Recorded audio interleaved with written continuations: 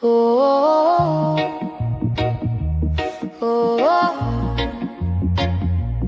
oh, oh. Edges laid, hoops swing, lip gloss and a laugh. I walking like Sunday, but I've been through some wrath. They see soft, see sweet, figure I'm easy to bend. They don't see me in the mirror trying to hold my own head. Don't let my smile fool you. I've been breaking in the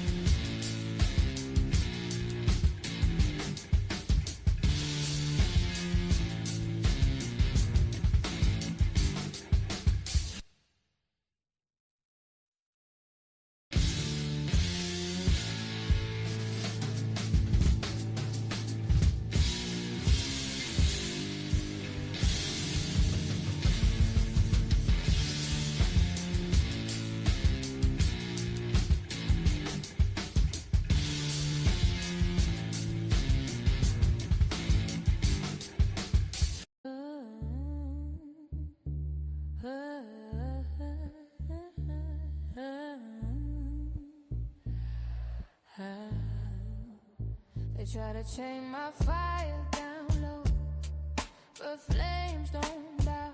They only grow a spark inside, a voice to show the world my name is written bold. We rise with our sun in the sky. No fear, no lie, just truth in our eyes. We're queens, we shine, no crown we deny. We rise.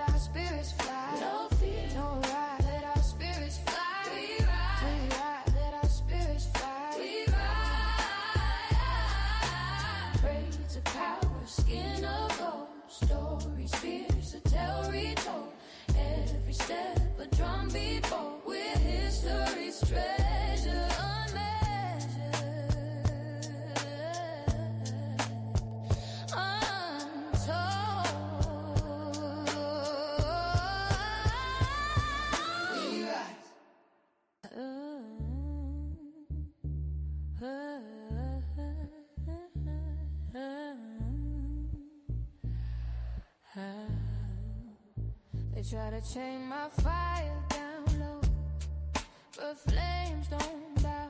They only grow a spark inside, a voice to show the world my name is written bold. We rise.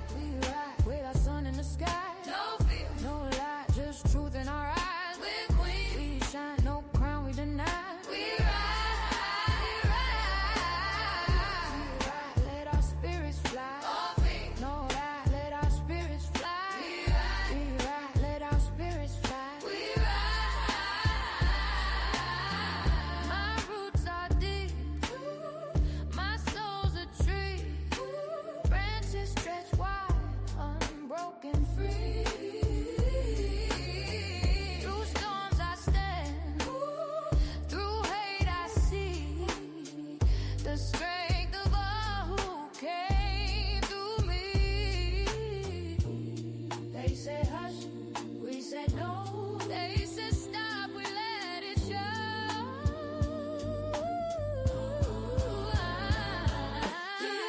We ride like a sun in the sky. No fear, no lies, just truth in our eyes. We're queen, we shine, no crown we deny. We ride, let our spirits fly. No fear, no ride, let our spirits fly. We ride, let our spirits fly. We ride, braids of power, skin of gold. Stories fierce to tell, retold. Every step a drumbeat bold. We're history's treasure unmeasured,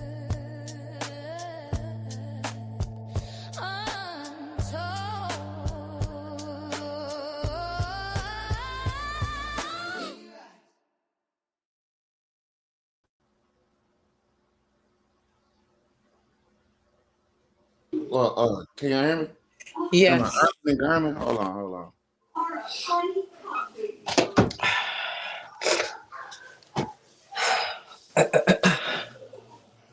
Okay. Let's see. Hold on. All right. Welcome to tonight's show. What's going on? Oh, what's happening? Apparently, somebody's running around Alexandria, Rapides Parish, with a burner phone, impersonating y'all sheriff, sending out messages, talking about, "Hey, what's up?" You know what I mean? Hold on. Good evening. Hey, baby. What's going happening? What's happening? Hey, Miss Linda Bell, Miss Jeannie Moran, all out of here. Listen, we're sorry about what happened Friday. Um, as you guys may know, you know, sometimes it gets a little bit too much, and sometimes we kind of just need a breather, extra day or so. Um, and we needed that. We needed that. I almost needed it tonight, but we didn't. I didn't do that because I know how important people people tend to think this particular show is. Miss Makey left. All right, well she'll be back. Um, yeah. So I guess guys, watch out for a guy with a burner phone impersonating y'all sheriff. I wonder what that's got to do with anything. Um, let's see. Oh we got Miss. Oh, there it goes. Okay, there we go. Oh, she got. Okay. All right, now we're here. Can you hear us? Hello. Can you hear us? Absolutely. Okay. Um, what's that? Okay, I'm nosy. Who was over the page investigate Sinlaw? I got no idea. What's going on, Miss Mahajan? Yeah, I don't know who's over investigate Sinlaw. It's not us. Let's start there. Before anybody gets any ideas. But I don't even know about investigate Sinlaw. Miss Shamir, do you know anything about investigate Sinlaw? Nope. But I just followed them though. They got Oh, a lot of followers to say, that I'm just anybody now know about it? seeing it. Yeah. Right. What is this? Oh, hold on. Well, the thing is, tonight's show is called "Don't Wait Till It's Too Late." Right? We don't want to wait till it's too late to do a lot of things, but mainly we don't want to wait. Hold on, I got you.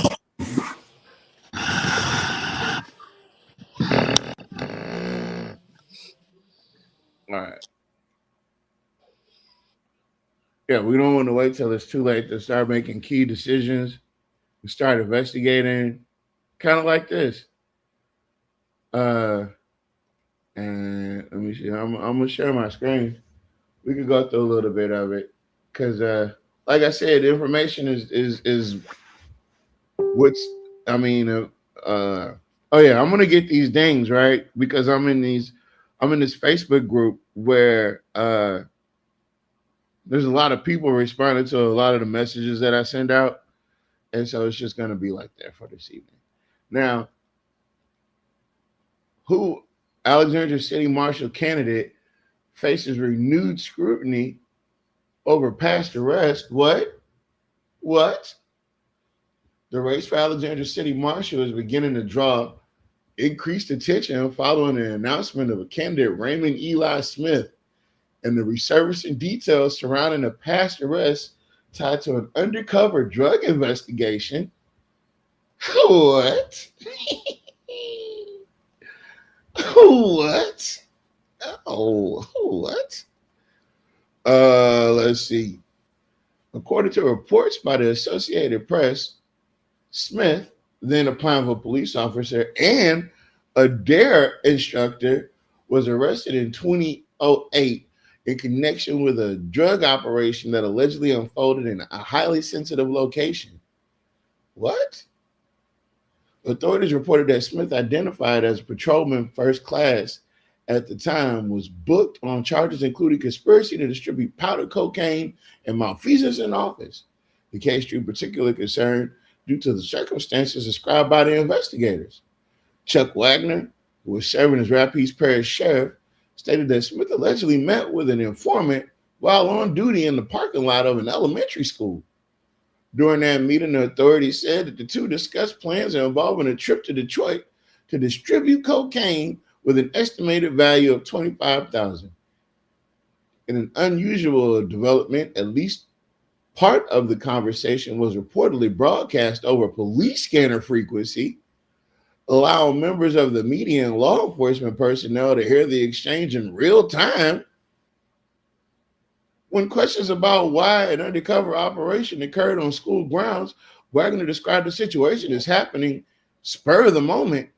The investigation also led to the arrest of another individual identified as Marcus Mandrell Taylor of Pineville, a corrections officer with the Rapides Parish Sheriff's Office at the time. Taylor was also booked on charges related to conspiracy to distribute cocaine. God damn. Earlier coverage by Fox News and KLAB documented the case, which raised significant public concern given Smith's role as a DARE officer, a position centered on educating youth about the dangers of drug use. At this time, it's important to emphasize that all individuals are presumed innocent until proven guilty in the court of law. Investigation Law has not yet independently confirmed the final disposition of the charges and is continuing to review court records related to the case. Smith's entry into the Alexandria City Marshal race begins renewed focus on the expectations of transparency and accountability and public trust for candidates seeking position of authority within the justice system. Separately, concerns are emerging regarding online transparency after comments referencing Smith's past reportedly disappeared from posts on the Urbancast news page. The reason for the removal remains unclear, but the situation has prompted discussion among community members about the role of open dialogue in local elections. Investigation Law will continue. Investigation Law is on some straight up bullshit. They is on one. Damn. Yeah, I don't let's see, I don't know these people. I don't know that person. Police have reported, but okay. Yeah, all right, so that's that on that. Insane. But I'm just saying though, they doing all this for 25,000. For 25,000, we're gonna sell this dope in Detroit, and then I'm gonna broadcast it. Yeah, that's what I'm with you, baby. Damn. It's a lot to throw your life away over. But I mean, listen, guys. If you think about, hold on.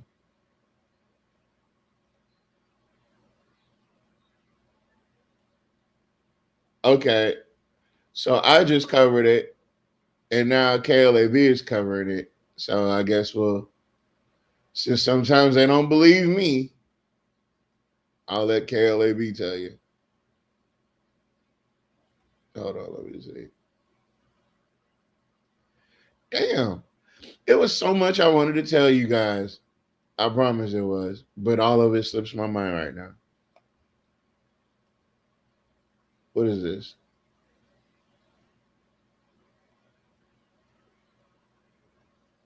Hold on. Oh, they're doing a scam alert. So I'm assuming this thing has no sound. No, it doesn't have no sound.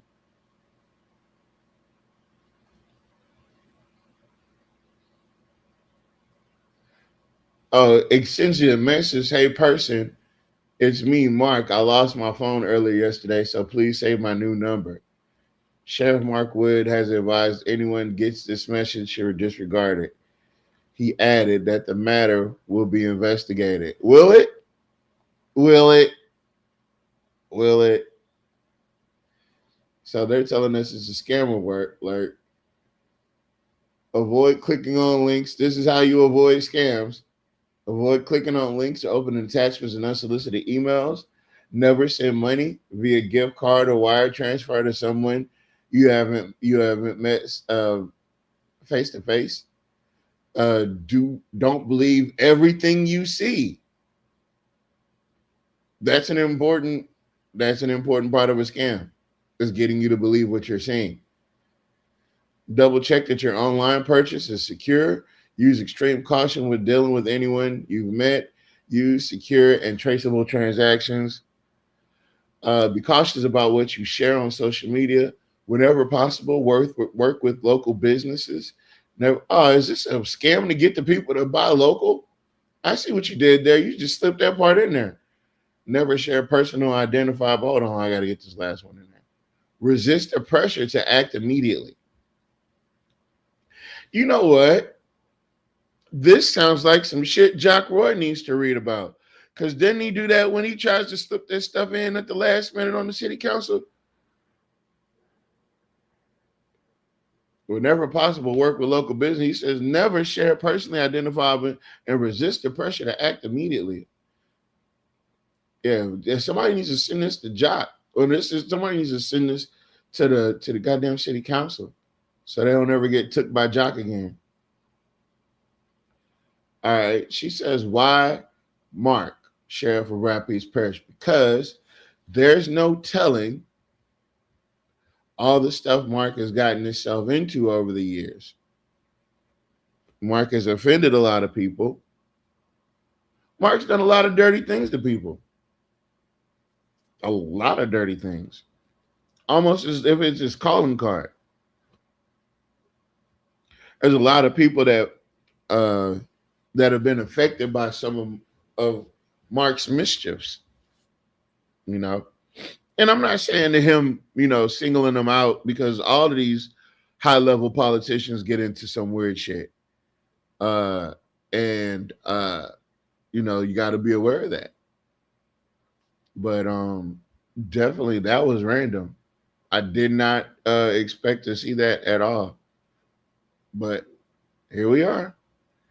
Well, thank you, Investigation Law. We got a new place to go. Share your information. Appreciate you for hold on.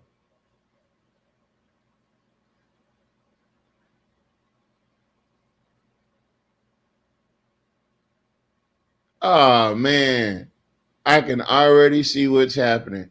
Oh, y'all can't see what's happening. Y'all listen. So let me show y'all something.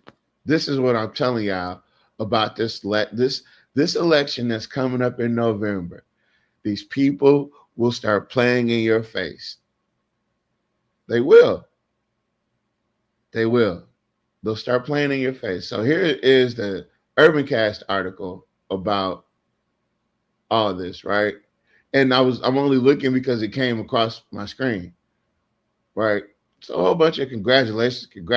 Wish you all the best on your campaign. Congratulations. A lot of support. Looks like a lot of support. Oh, and then you got why not Mayor, our current marshal, does such a good job. All right. So here's the thing, right? There's a huge leap between being a mayor and being a city marshal, right? And for someone that isn't, because I want to choose my words very carefully.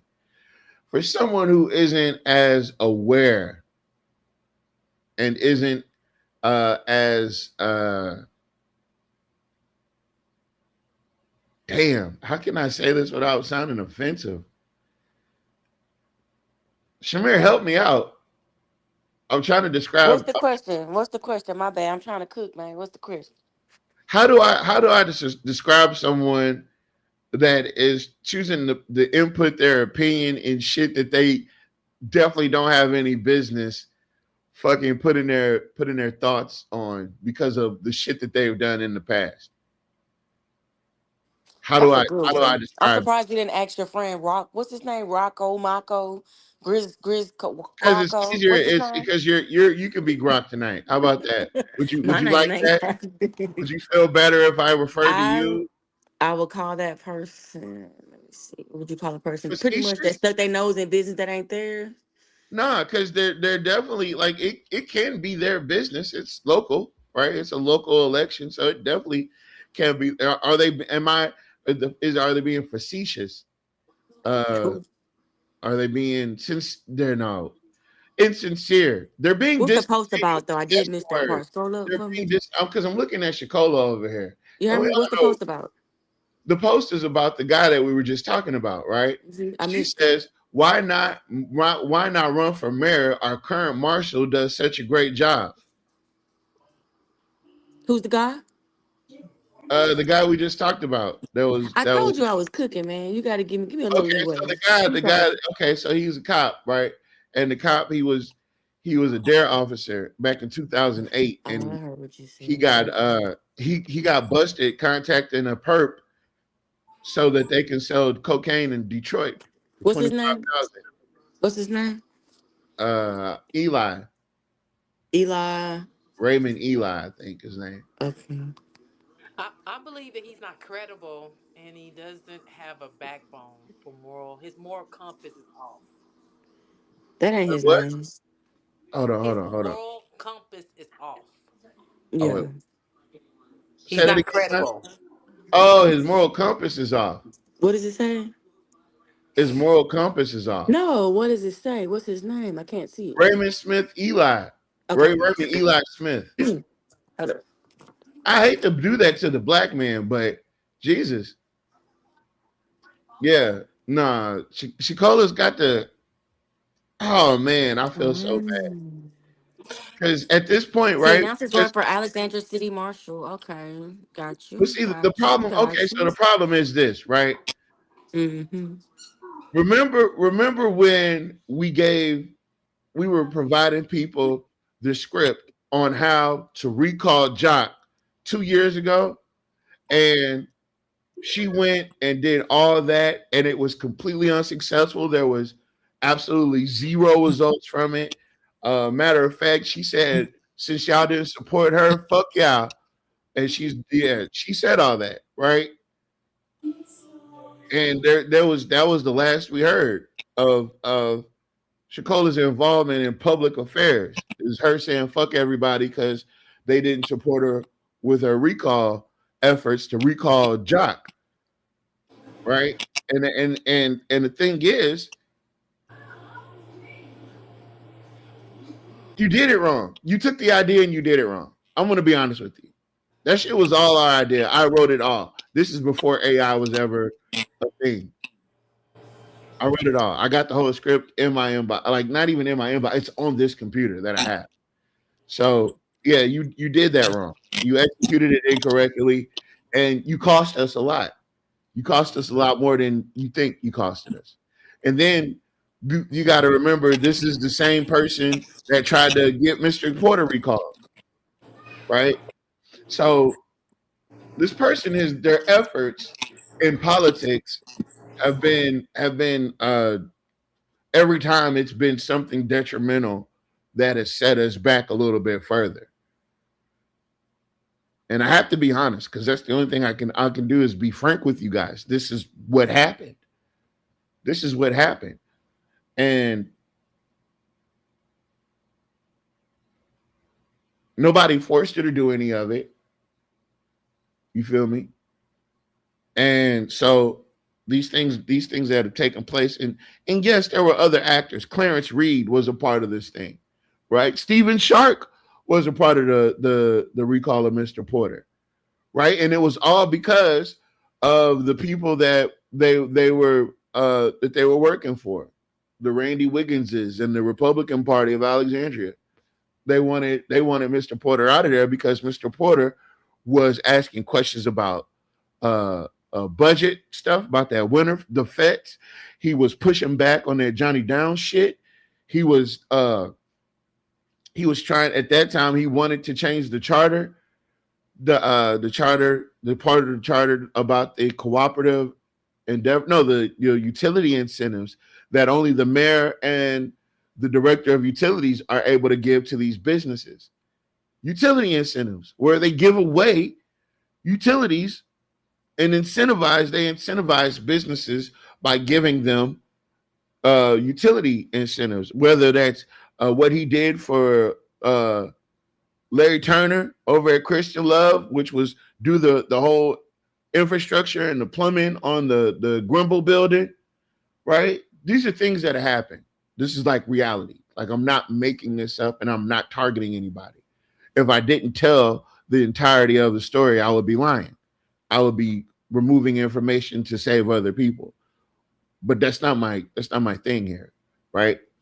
Those utility incentives, right? Because Jock gets up here and he says we can't give away utilities for free, right? But we can give away these utilities incentives to these businesses. Those are things that you pick up the check on as the taxpayer.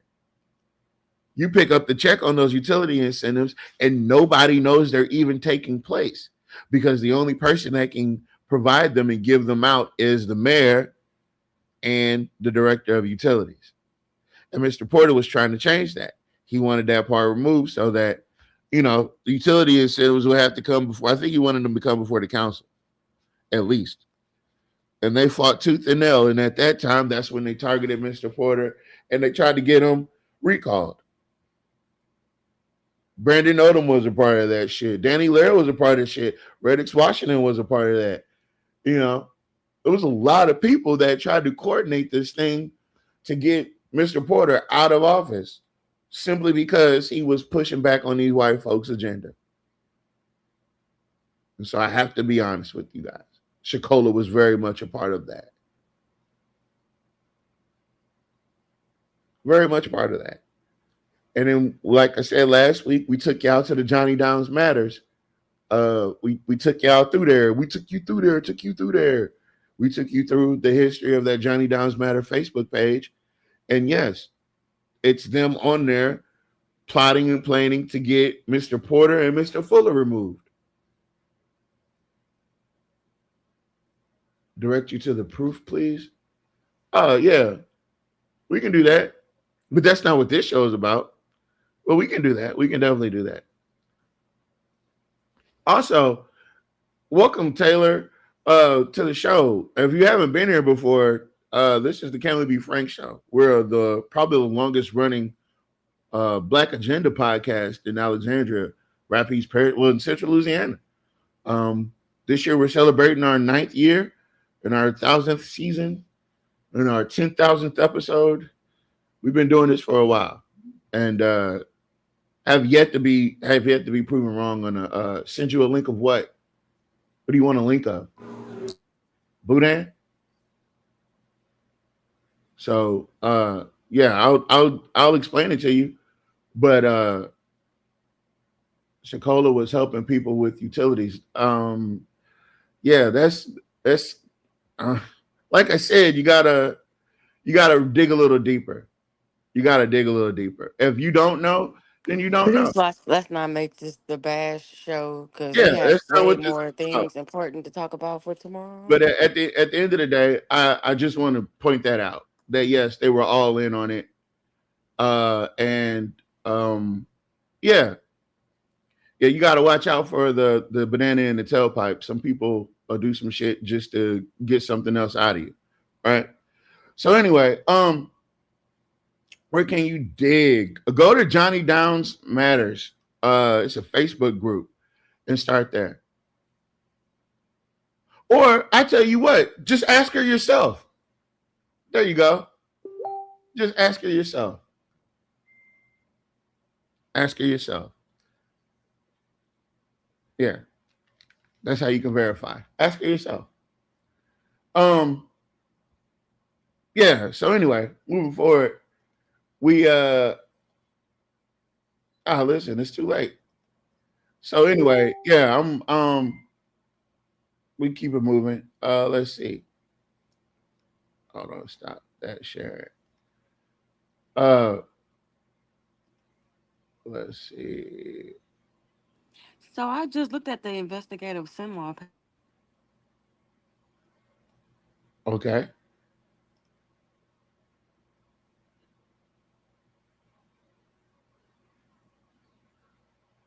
What'd you see?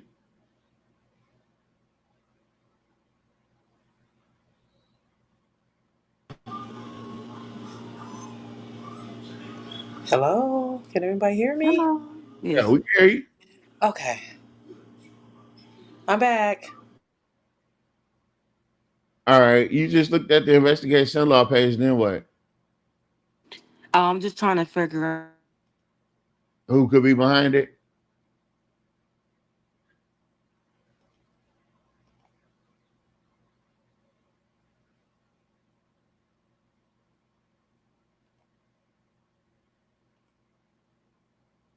Yeah, I don't see who's behind it. It doesn't show you anything.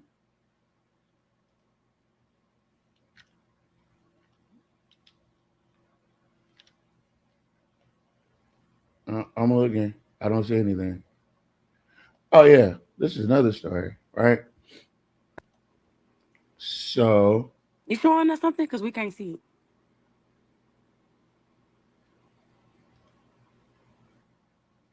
all right, hold on. Let me go ahead and let me do this once and for all. So, Taylor, I don't know who you are, right? Lord. Yeah, no, because So, I've been telling people to try me, and I can see that people want to try me, and I'm advising you not to, right?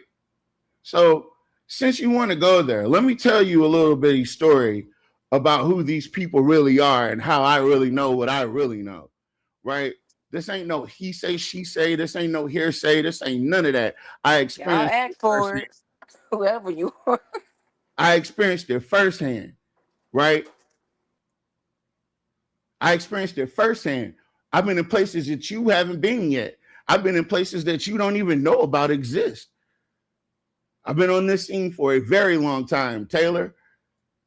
Y'all are haters and miserable. See, that's what I'm saying.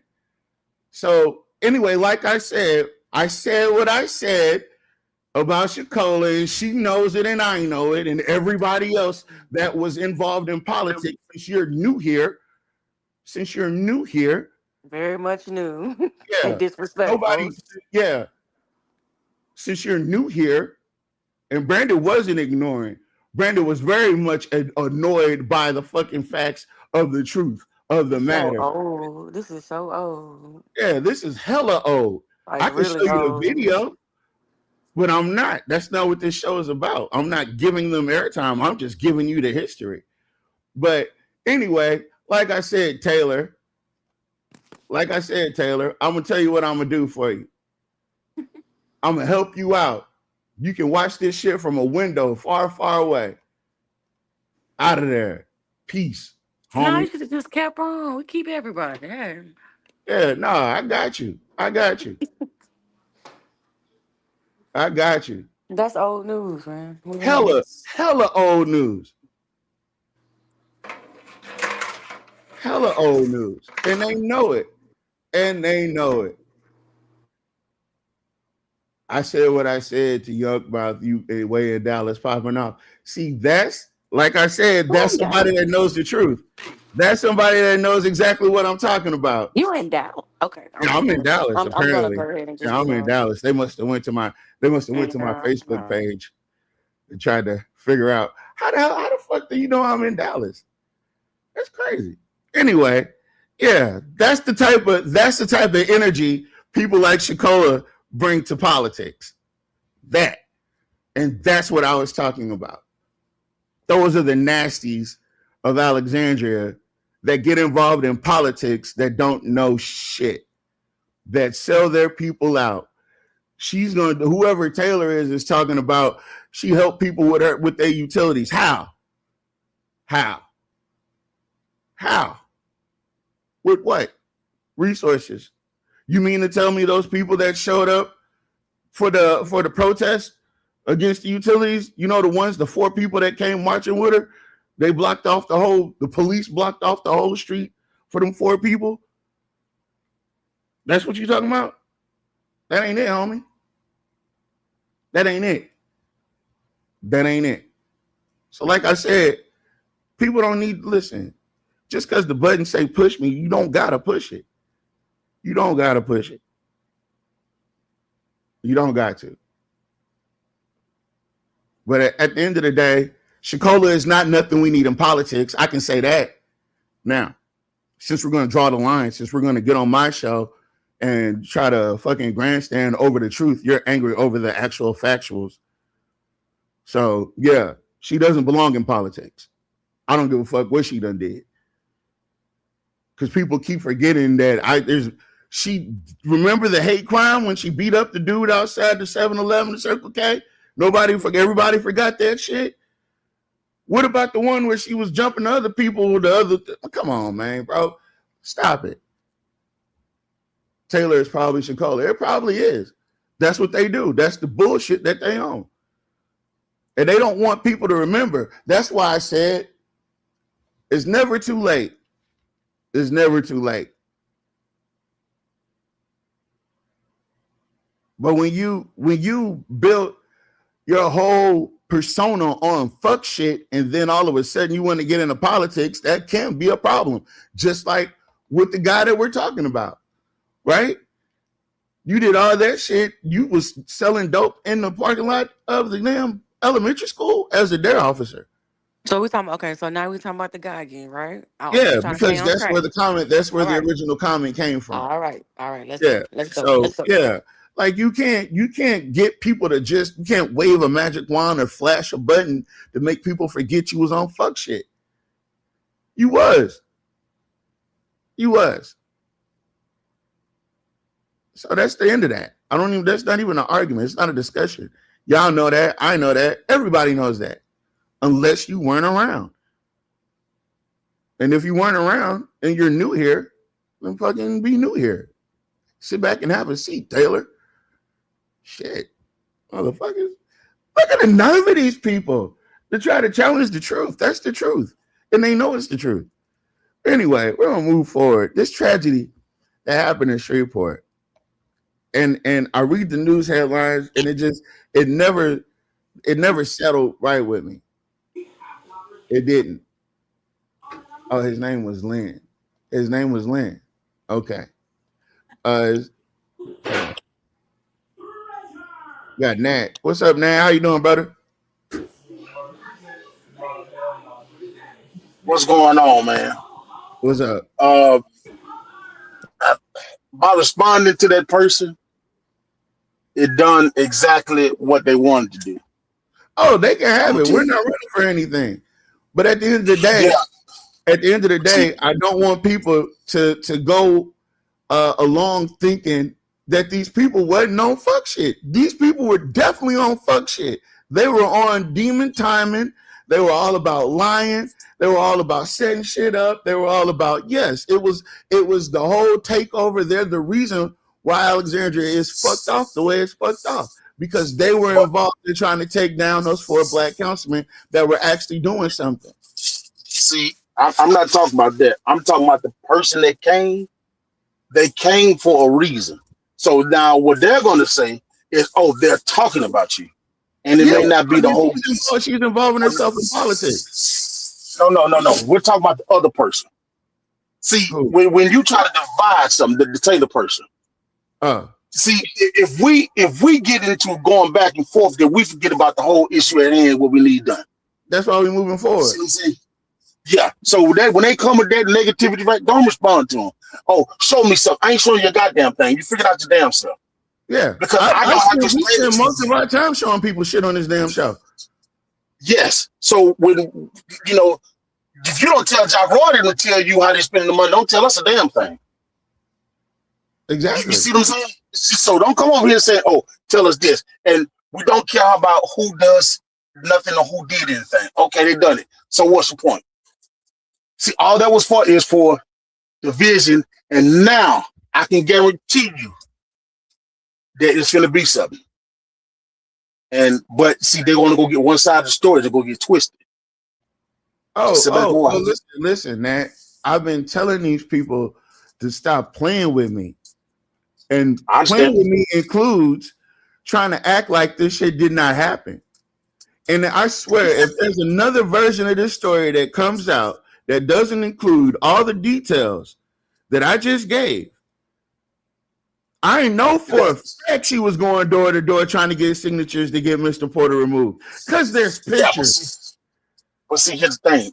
That's not our concern right now. Oh, no, it's not our concern. I was just pointing out the fact that she decided to jump on a post on Urbancast to tell somebody else that they need to run for mayor when she doesn't even need to be revolved around politics. Period. Well, her opinion on politics doesn't matter. Listen, we're talking about the guy or the person that came over here. That was for a reason. That was to start stuff, because whatever she's got going on right now, she got going on. Yeah, that's fine and dandy. I'm just saying, don't let what she got going on butt up against the truth and have a problem with it. You shouldn't have a problem with the truth. Yeah, you shouldn't have a problem with the truth. Now, if you have a problem with what's being said, that's because you're ashamed of what you did. Well, I just know that person done that for a reason. Because see, sometimes people only tell one side of the story, and then it gets construed, because nobody brought Miss Shakola's name up over here. Nobody. That was somebody else brought it. So if she would to get mad at anybody, she need to get mad at the person who brought her name up. That's the way we handle that right there. Because we wasn't talking about you over here.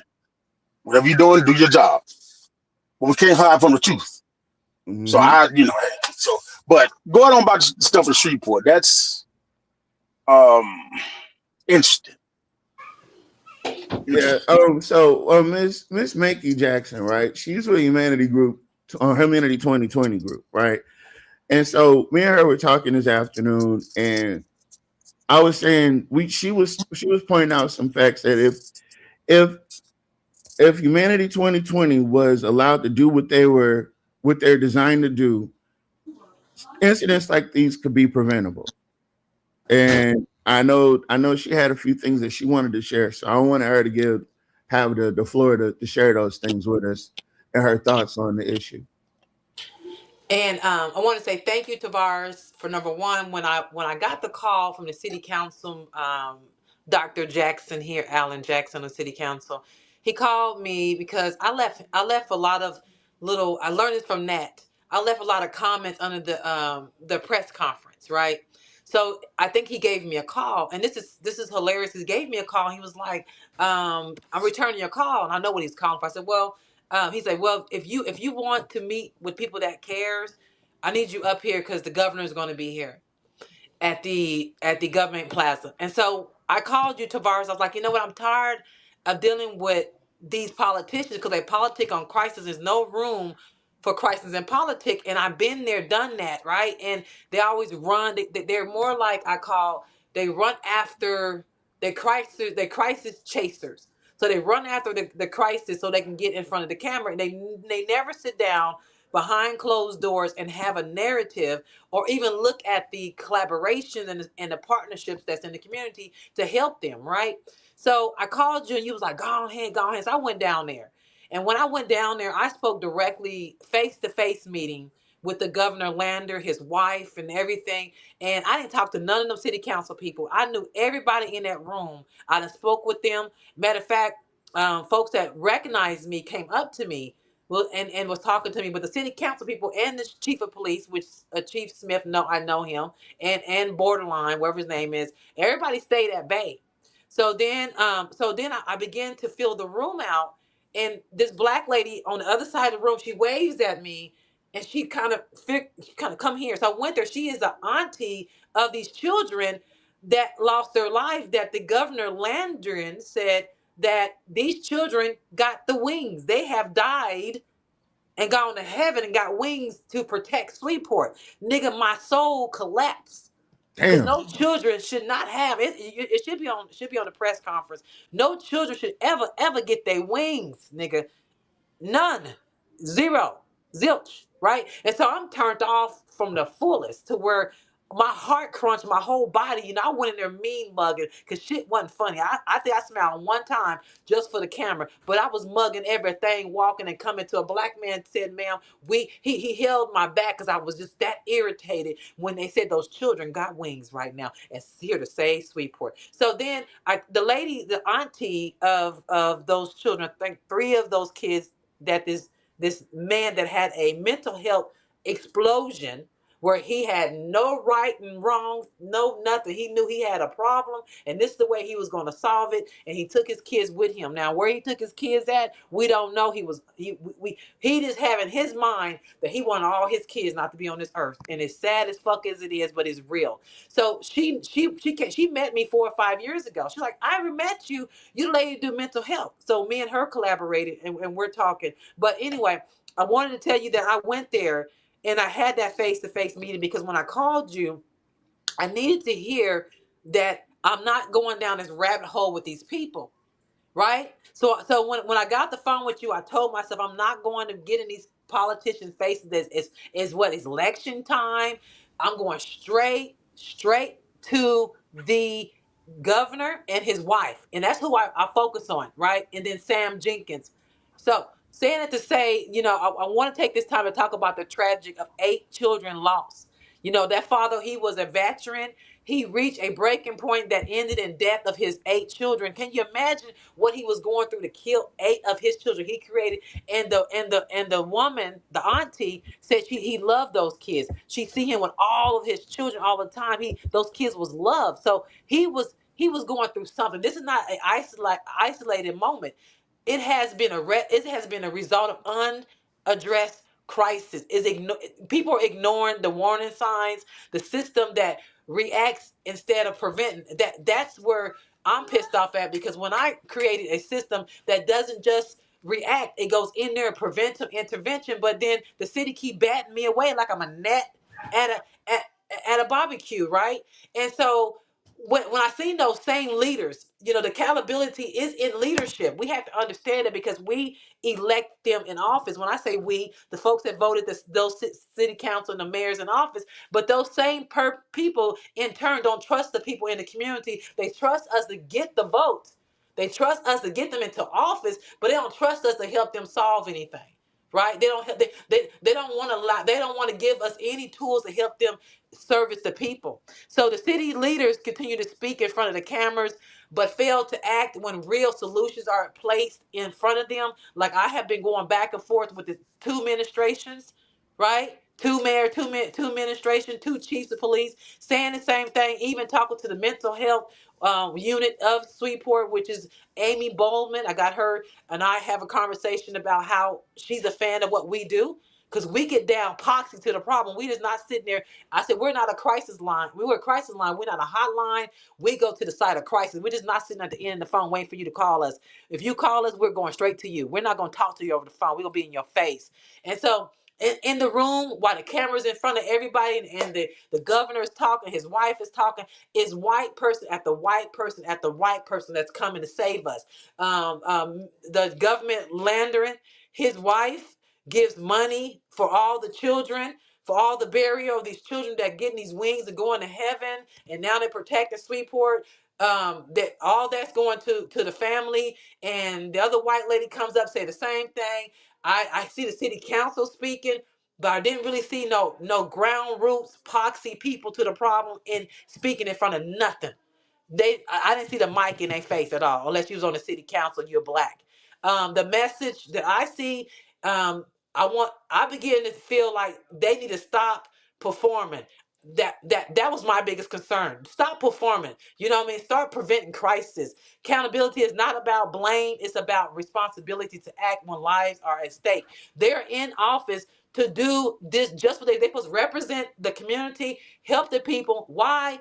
That's their job. They supposed to find every resources to help them help people. They don't.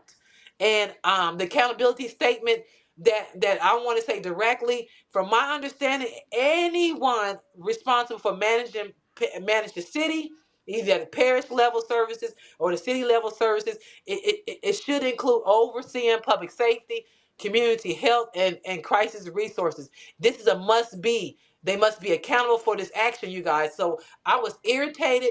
The action has failed. It failed, and they failed to take action. So inaction of accountability of the leadership, it has to stop. And I said enough. I gotta take a breath, y'all. 'Cause I get so irritated. I'm up here like steaming. I couldn't even sleep last night. I see eight of those children in my sleep because that's my job. Is manage people before you manage the problem. They're not giving me no resources, and then they go on to sleep. It's like, how can you go to sleep if you got unfinished business anyway? So I couldn't sleep. Because when leadership has the authority to strengthen mental health response and choose not to use it, the community paid the price. I'm not saying that I know what wouldn't happen if we wasn't, if we He's saying wasn't this could have employed. been I see mitigated. what This could have happened. We been wasn't employed. prevented. What if She they not did wrong employ us? though. Miss What? Jackson's not wrong because the only thing that they're doing now is just publicizing what he did. But what are we gonna do about it? That's my part. Thank And I you. don't be meaning to sound insensitive, but what are we gonna do about it? How can we Okay, prevent this Strategically. like the from kids are happening to some gone, other time? he's gone. The community is traumatized. So what are we gonna do now? And that's where I was reluctant to go. When I talked to Ned, I was like, man, should I go? Because I don't want no soapbox. I don't want to sit up there and politic on crisis because there's no room for it. I've been in these positions before, and I went anyway. Now we'll see what the connection was after I call these people and see what they say. But we as an agency is on the front line, ready to give people a safe place to go before crises become violent. Ignoring those resources is not just a missed opportunity, it's a failure of responsibility. Those city council carries the purse of the city. They have the pockets, they have money they can already give us to train, recruit, train, and deploy a front line, or just have us in the community where somebody needs someone that is independent to law enforcement, even in domestic violence, even at domestic violence center they have, that you still can get your kids taken from you. Still, they use your crisis against you. You know what I'm saying? That's what law enforcement, they're there to investigate every single thing you go through. And so my thing about accountability is not personal, it's their job. It's their job. And so I just want to go over, why I'm so irritated, because in 2020, 2024, when I first started, went to the Cal Parish Commission. I got the $250,000. And these people, I believe, have blood on their hands. They have blood on their hands. The city of Shreveport and Cattle Parish, because we've been talking about the same issue from two administrations, from the Cattle Parish Commission to the city council. So Tom Hopkins, I'm gonna yell some names out. These people approve of the money that I never received to do the crisis management at the level I needed it to. Tom Hopkins, John Paul Young, Roy Burrell, Tim, I forget how, Ty Farrell, you got Ed Laveris, Ken Epperson, then you got Lyndon Johnson, Steve Jackson, Lynn Carthone, Stormy Gates Watts, she's running for mayor right now, John Atkins, and Mario Sanchez. All these people right here got blood on their hands because they're not trying to manage people for the problem. They do more infrastructure, more festivals, more partying when they have a city that's full of crisis-driven crime. They got to understand crisis come before crime, because every violent act end up with somebody first having a crisis, period.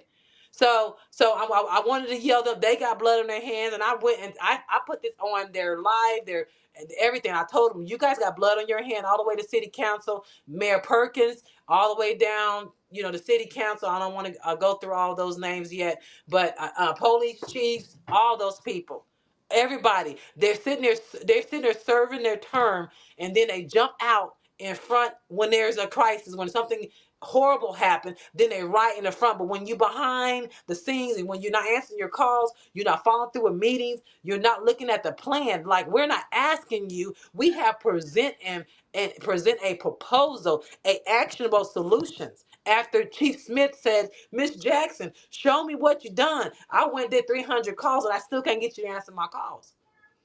Right? When the Cattle Parish Commission had $250,000 for us to do the work, all we needed to do is pilot with you all, city of Sweetport, to show you our successful mission. You say no, then I go do it anyway. I go to the state 988-211, our own crisis line, and I go to the mayor's office, the same mayor that's running for re-election. That's why we need to recall these people the right way. We need to recall these people the right way. They don't need to be in these offices. Give these seats up. If you're in the seat and you're comfortable saying it's okay, these children are dead and they got wings and they're saving Sweetport, then why the hell you ain't saving to protect those kids? Like like the African culture that Dr. Joy DeGruy teaches us. She taught us there's an African culture. They could tell how the community, the health of the community, by how the children is doing. They can tell how the community is healthy by how the children is doing. So the children is getting murked like this, then what I say about the community? And I've been saying this way before 2021, 22, 23. We got to create a family nucleum and take care of the mom and dad's mental health so they can be healthy enough to take care of their children. Mental health is just as so important as physical health. Maybe more, because your brain don't feel no pain. Your brain tell you where your pain is at.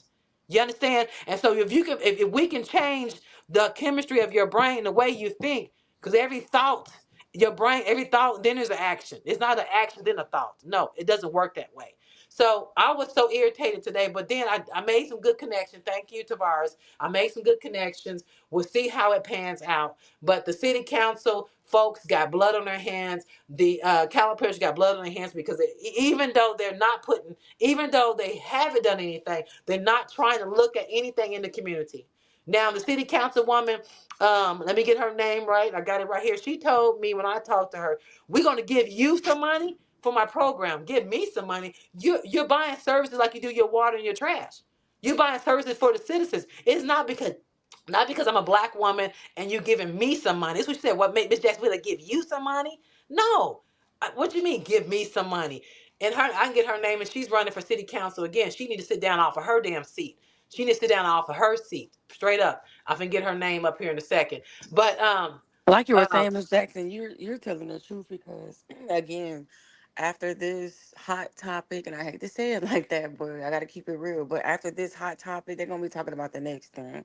We don't have a resolution or a solution for what just happened. They just want to broadcast it, make their views, and then they're gonna move on to the next thing. you know that's so true. Why? Because Hmm. it's election year. It's election. So But they also, playing they people's don't. They faces. nobody. But also, nobody takes mental health and mental illness seriously Well, until something can I bad add in the happens. caveat of Her this name is just because Tabitha Taylor is her name, District A. She told me, why would we give you money? I was like, look, I already invested my money. Y'all get paid to sit in those seats. I didn't get paid to sit in my seat. I took all my money, my comfortability, my property, my sanity, my lifestyle, and gave it to my purpose. And then I proved the matrix. I didn't go out here and say, I'm going to do, nigga, I done. And I can show you, I done report to the state and everything. And you telling me that y'all can't look at crisis management, and then y'all made me lose. The city of Sweetport made me lose $250,000 from Cattle Parish Commission because they said we can't give you no money until the 911.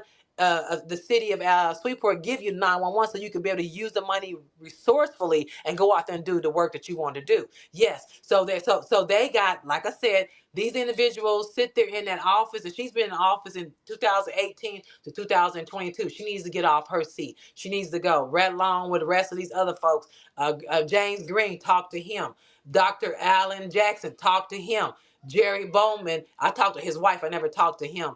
And so these people again, they come back into the next election and win under what's his name, Arsenal, and still they're still batting off the mental health. Even the mental health unit lady named Amy Bowman, she's over the Sweetport mental health unit. She said, Miss Jackson, we're a fan of yours. She's like, you know, and I have this recorded because you know what, two pair of lips You ain't will thick. say some stuff And and she then was change like, the words later we on. definitely need you, but this administration, they're not gonna Right. do nothing for mental health. Matter of fact, Chief Smith have cut down our mental health unit where there's only 2 of us right now, and we're answering 500 calls. We can't even man the people to answer those calls in 1 year. Do you understand what I'm saying? So again, let me tell you what I'm gonna be. Can I be frank in this mug? It's because I'm a black woman. I look like this. I sound like this. But guess what? I got the same certification as anybody: Mexican, Chinese, white, pink, purple, Come nigga. on I now. got the same certification. Same certification. You know what I'm saying? And what break my heart, you know, that we are at this situation where we keep going to these meetings and we still looking with our hands talking about we gonna find some help. No, you're not, because when it's time for whenever these cameras go away, or if you feel like you secure your seat, you ain't gonna do shit about nothing until But somebody they till another they dead make it body. seem like black people are the only ones that deal with mental illness. Well, no, Baby, my thing baby. is this. And My that's thing not is true. this, right? Black people's the only one that don't deal with mental health. That's why we have more crisis. White folks have a lot of more crisis in mental health, They have a but lot more support. Like their yeah, people there will you put them go. in programs and Yes, stuff, and it's paid for. Like they don't yes, do anything governmental. They no. do everything behind. Exactly. You White I got don't. white it. folks, I think white because folks will this is go a to resource. the Oh, mental. They'll go to the you can't. therapist when their She can't dog hear me. died. All They right. go to a therapist when their wife leave them and they can't think no more. You know, they go from the reasons. And They'll go then from and then what does that stem from? And then what happens after that? It's a domino effect. They go through all of that, and then they end up shooting up schools and everything else. Right. man. All right. The mayor Tom Arsenal. He calls me, tell me he want me to help him with a crisis at his front door. Nigga, I was so excited to see that phone number come across. I got on the phone as the mayor, and I thought he was gonna give me a contract or something, invite me to talk about some business about mental health. This man is crying about me helping him in a crisis. Somebody at his door that he knew Yeah. I knew. Mm. I got, but you can't do that for the citizens. You can't do it for the citizens. And same thing with Tom Dark. He's the chief. All the people was in the room. Everybody's in the room. He's the COA. Everybody's in the room with their hands all looking all sad and shit. Right? Ain't talking about nothing. And then you have the I guess he might be the individual, Mr. Corporal Borderline. He said it was an evil thing that happened. And it was a tragic, a horrible thing. It evil. He just took it to a level that he didn't even know the situation. He didn't even know the situation. You know what I'm saying? We know these babies are gone, but this man loved his kids. So we knew he was thrown off. So yeah, I'm gonna yield back. Right. I'm gonna Right. yield back on everything because my head is hurting. I just got home at 6. That's your I passion. That's all yeah, passion. I sat there. I was the last person that left that conference. Like wind up spending time with the auntie from crying from the white lady. Listen, I'm Mm-mm. gonna tell you what I seen. The white lady got into a prayer circle with us. She was speaking in tongues in my ear. She even got down on her feet, on her knees, and she's told the lady, the auntie of these children, take her shoes off. She put some holy oil on her feet on the I'm not making this up. Mhm. On my mama. I'm not making this up. On the steps at the governing plaza and put some oil on her feet and shanamana, all white lady on me, ass in the air and everything, just straight having. I don't know what we was having at that moment. I got out the circle. I was like, you know what? I got to get home. Right? I had kids that I had to cook dinner from because Yeah. it got too far.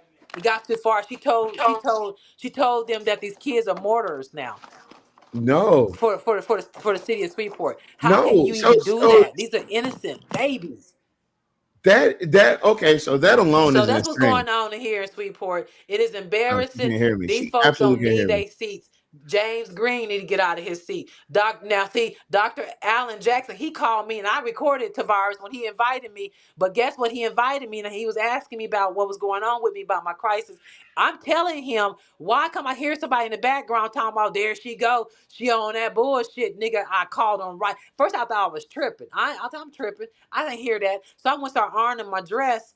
So I said, let me go replay what I record. So I push replay, and it's sure enough, it's a black guy in the background. So Oh, what? It went off. Yeah, she went out. She cooking, huh? Yeah, she was cooking. She literally cooking.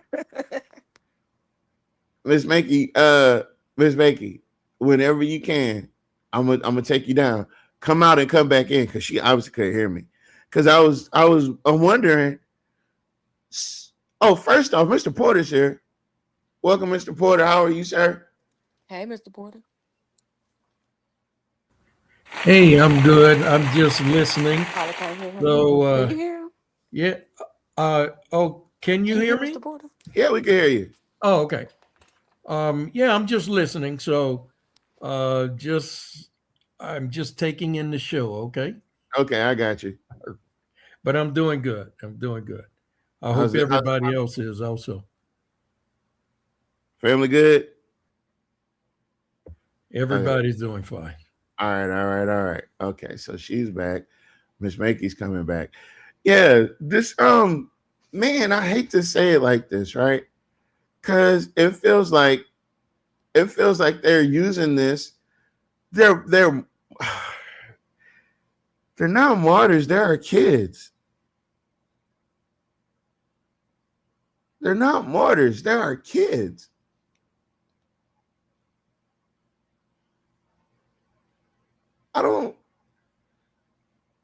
They're not martyrs, they are kids. These are children. And the fact that y'all ushered them off into martyrdom for what? For what? What cause?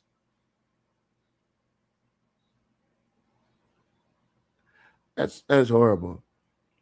That's horrible. That's horrible. And the fact, look, I want y'all to see this. I want y'all to see this. Right?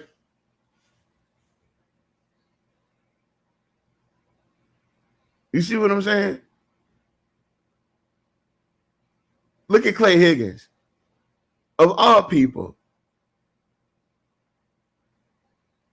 You could tell it's campaign season.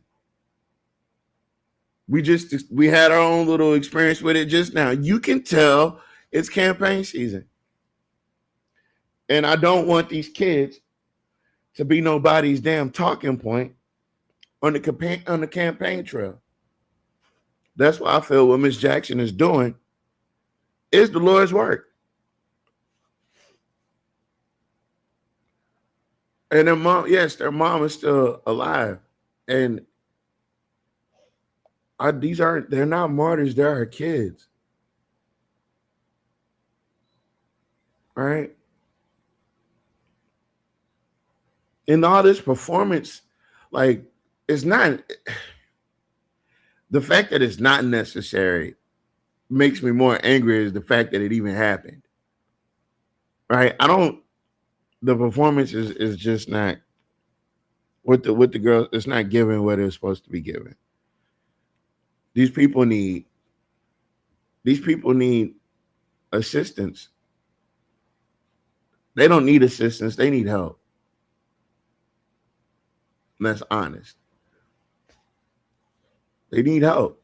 The whole community needs help because this ain't normal. This ain't what's up. This ain't none of what we're supposed to be engaged in. This ain't us. If you know what I'm saying. This ain't nothing we do. So obviously there was something truly wrong. And what Miss Jackson is pointing out is that it was all preventable. It was all preventable. Just needed the resources to be there. And the resources weren't there because the local, like she said, the local city government isn't participating in these discussions. And if they are participating in these discussions, it's clearly performative. It's clearly just a talking point on the campaign trail. Oh yeah, I'm going to grab this along, and we're going to bring this up, and what I'm saying is it's performance based instead of just being people based. Oh, she's back. Oh, wait, we got more people here. There's more. Just wait. There's It's too many black embarrassing. people. What did he say? What did he say? Smart. Too many black people on the screen. Okay. I'm sorry, you guys. I wasn't in because I'm in the same place. Knuckleheads in. I can't talk because you'll hear me and we'll hear You each other in can't. the I can't background. hear you. No, there's none of that. I have a studio set up. So Well, whatever. I can still hear you from What the you other trying room, to sir. say? Tell me some he got a studio set up. What you yeah, trying to say? I'm He, saying. he, I'm saying that I have the equipment to actually properly execute So us you being in trying to say different. she don't? That's what I'm trying to figure out. No, well, I don't have my stuff with me, so I have I to know. talk. I'm just trying to have Yeah. your back. Thank you you. trying to have her Thank back? you. Yeah, that'll Thank cost. you. Thank How you. would you like to Thank get you. paid this week, Miss Thank Samantha? you. Hey, Miss I ain't never get Jackson. paid. I'm a volunteer. What you talking Yes, about? ma'am. So, I was listening to what you were saying, and they have, when Jindal was in office, if you guys remember, when we had Governor Jindal, when Jindal came in, that is when they start cutting and taking away the mental health facilities and the mental health professionals away Mm, from the state of Louisiana because he was taking care of his buddies, right? And mm, nobody who came in after him tried to fix that problem. This has been a long term problem that's been going on for a long time, mm. that the mental health is not there. There's no programs, not even here. I know you're talking Shreveport. Shreveport is bigger than Alexandria. Alexandria doesn't have a lot of programs that should be dedicated to us. And you got to remember how they see us, okay? And Yes. this is Yep. something we have to look at, especially when it comes to mental health. I have a book that I'm reading that's in my library, talks about Black people in mental health. They don't take us serious. They think all we want to do is be drugged up. That's what the mentality they have of us. So they deny us the help in the same process of denying us the medication that's supposed to quote unquote help us. Yes.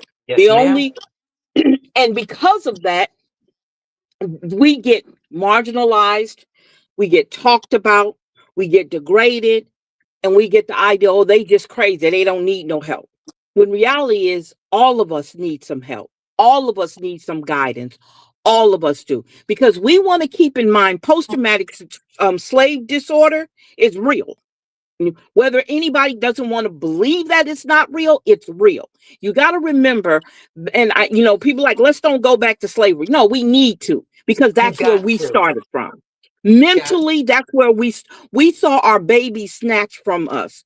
We saw our family members torn in half. Let's be real, okay? And we were supposed to continue to take it. Okay, we were supposed to still get up every morning, 4 o'clock in the morning, and go out to the cotton fields. We saw babies being born right in the cotton fields. They dug a hole and let the baby drop down in a hole, clip the umbilical cord, grab the baby up. One of the older elders would grab the baby up and take it back to the cabin while she still works in the field. So all of this, we saw all of this, the lynchings. You got to look at the history, okay? The lynchings, okay? The beatings, the shootings. Let's look at this whole thing. And people think we're supposed to be able to get up every day and deal with this and continue to function like there's no normal, and there's nothing really called normal anyway. So we're supposed to continue to deal with this. And then we're told, oh, that just happened in the past. But you don't understand, that's my lineage, okay? Yeah, Something the happened in my past. lineage that changes how I deal with life on a daily basis. The past we're dragging in our epigenetics. It's what do you mean epigenetics? It's something that's on top of our genetics and has gave us a different. It's almost an artificial, as Amos Wilson have said, is an artificial black man and black woman. And so we have became artificial to where we're having epigenetics of what has happened to us Mm-hmm. in the past. So we're dragging Mm-hmm. that past on. Then it's generational curse that Yes. we're passing it on. So we're making more slave babies. And I say it to Yeah. the fullest because it took me until my 26 to stop thinking the way slaves was thinking, so I wouldn't produce no more slave babies. So we are Mm-hmm. doing it. We're doing it not knowing we're doing it. And what I mean by Mm-hmm. slave babies, babies that have that has been fully has been raised to be fully simulated to be traditional black people, not the ones that has healed and know what happened to their ancestors. Those the ones Mm-hmm. that you stop slavery. Once you stop it with education, you stop it with Yeah. changing and learn helplessness is what we see in every level of the black community. And so Exactly. Queen, you're absolutely right. And I got kicked off. I wanted to say this, y'all, before we end or before I have to go. And first of all, I wanted my deepest condolences to the mother, the family, and I've spoken to the aunt and the loved ones of these children, and also to the man, his family, because he was going through something to point a gun at his babies and take them out. Do you know how I mean, you can't imagine how that felt. You understand? From a man that loved his children to kill them. You say, well, if he loved them, why would he kill them? We don't know what was going through that man. That man had a mental health explosion. My heart goes out to the man who was clearly struggling with mental health issues long before this tragic. So he might have been struggling for this for years. He went, first of all, he already, like you said, we had slavery, Reconstruction, Jim Crow, Jim Crow, Reconstruction, if I got those backwards. Then he was a veteran. We don't know what he went through. We know he went through trauma, unhealed, untreated trauma. We Mm-hmm. know that. Mm-hmm. And we don't know how long he went through it. None of this happened in a vacuum. This is the community.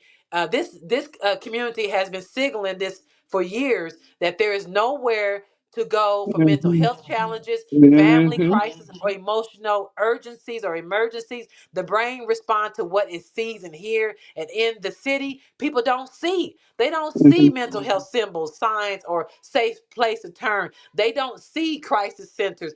They don't see support teams, especially for the black man. Let's be real. Mm-hmm. This is the second incident happened. Was it last month? A man went and killed him and his wife and his children. I think I had to look at that story a little closely, Tavares. But I think if you probably know more about it, if you're still here. Are you still here?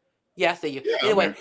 okay. When I say we in the Sweetport, we don't see supported teams that will support them. We don't see hope. We got to learn helplessness, attitudes about what's been happened, can't do nothing about it. What they do see is a police substation all popped up. They see hotlines. You could domestic violence hotline, a jail cell, or the end of a gun. This is the reality. People don't see a way out. They only see punishment. And so from homelessness to I'm putting a big old umbrella from homelessness, big gap, to crisis calls. Too many residents are treated like criminals instead of a human being in pain. And that man Mm-hmm. was in excruciating pain to his brain only can see his solution and his way out. And it wasn't even rational, right? It wasn't even, Mm-hmm. oh, it breaks my heart again. There's crisis. The city of Sweetport crisis, and it's probably the same thing as in Alexandria and Region 6 and Region 8. They're labeled. They label the crisis. And I'm talking about 911 and 988, as you say, Miss McCall. That we just 3/5 of a human being. They really don't care about us. We just crazy. We just want to get drunk. We want to take these psychotropic drugs, and that's what it is. No, instead of seeing us in a moment where we need to receive care, they don't care. They can't see it from their front porch. They can't see it from the front Mm-hmm. porch. So I have proposed over and over and over and over and over again for collaboration. We have invested time, money, and everything for this. So the black community, I say this. I say this to Colfax. I said it to Jackson, Mississippi. We're doing presentation. There's a crisis wave that comes every year in the black community, and it comes around this time of the year. And especially the crisis wave that hits the black community like a typhoon. We have done this. Humanitarian 2020 group had done it without paycheck, without anybody helping us, without any political power, and we did it because we love and we live here and we depend, and the lives depend on us. But the city need to get their ass up. They need to get they got purses. They making they make, when I mean purses, the city got the taxpayer money in their purses, but they make all kind of relationship with 50 Cent. 50 Cent gave money to a domestic violence, which is just needed, but still, this domestic violence does not stop stuff like this. We need to get to those rooms. I mean, those living rooms, those dining rooms, secretly, privately. You understand? Giving people opportunity, give them safe space to talk about crisis, talk about their problems, and work with them to solve it. So this tragedy is not just a moment of mourning; it is a warning. And see, my thing about saying the morning, like good morning, everybody morning, good morning. If you quit getting up in the morning, and get up and rise with strategy, rise into your resolve of actionable solution. We're so much into mourning. Our ancestors done all that already. They woke, they had no choice to wake up and mourn. We got to get up, raise our head, grand rise yourself up, and with a strategic plan to advance Black people one way or the other. So I get pissed off. I'm so mad. I seen all those kids last night, and I promise you, I couldn't breathe. I couldn't even sleep last night. Well, I know that, like I said, those aren't martyrs. Those are our children. Thank you. Yeah, that was crazy. That was really crazy. The fact that To they tried say to that. they tried to immediately martyr this situation, and the fact that these fucking these people, they're trying to capitalize and campaign off of the pain of this family and the pain of that city, Yes. the pain of this state.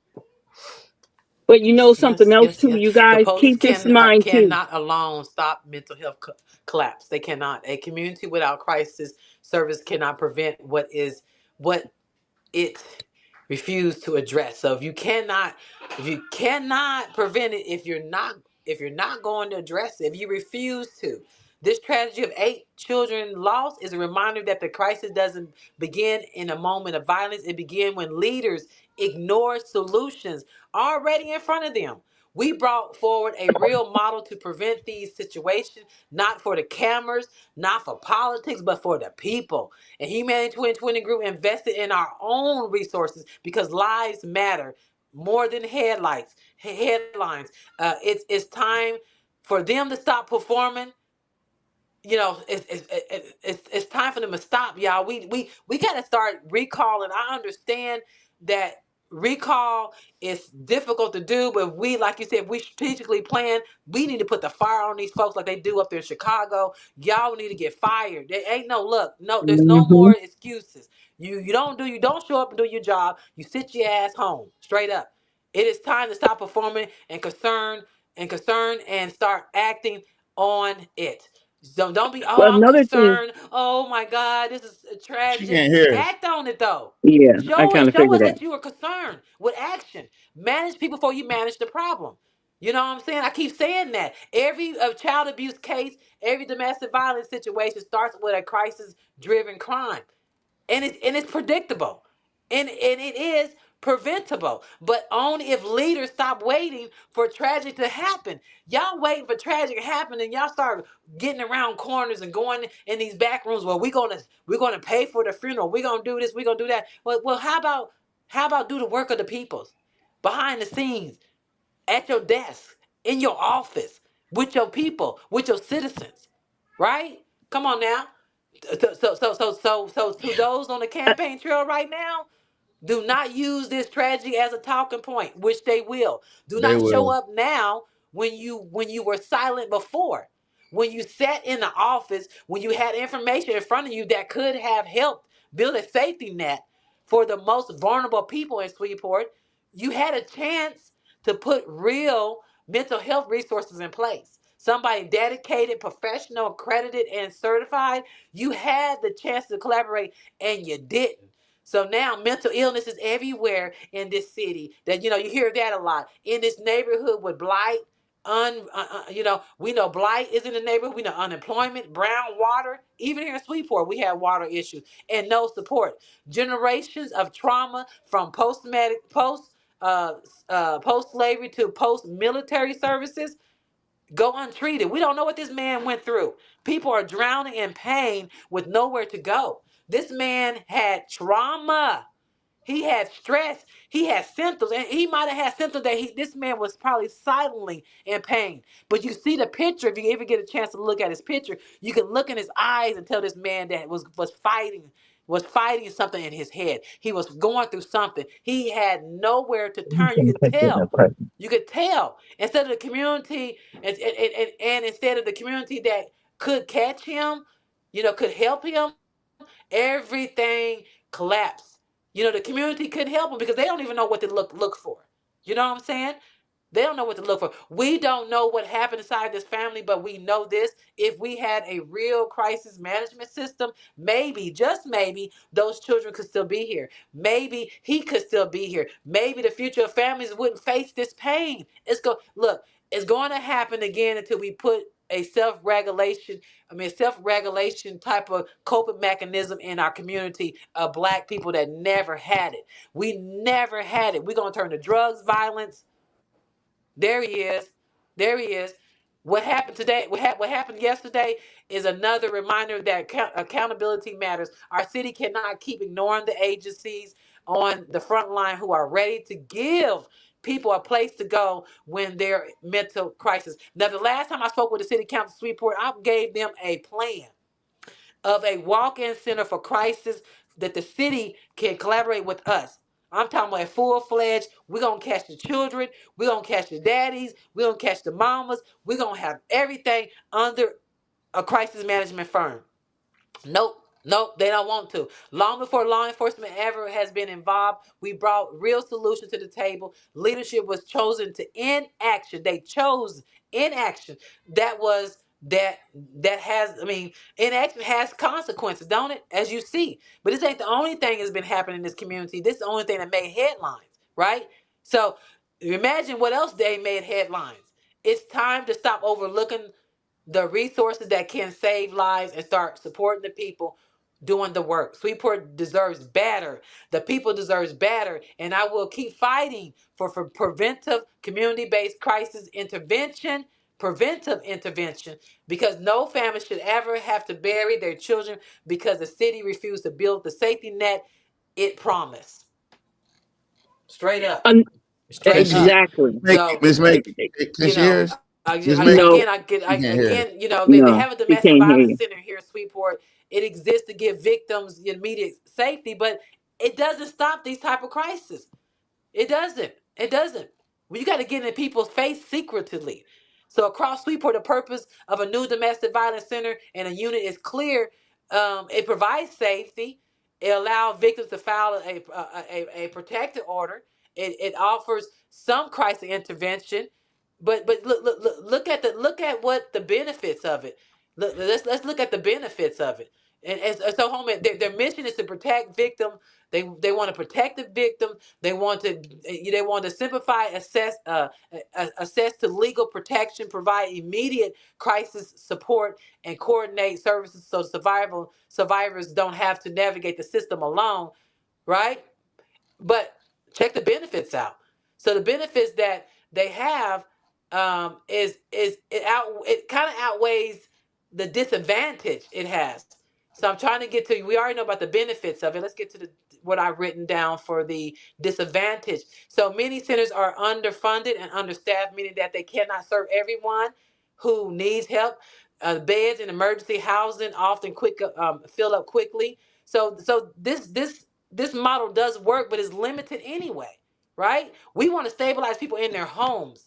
This man obviously had problems. He'll be a different case for me if I would have went to his house. But I'm just saying there's a lot of things we can do to help.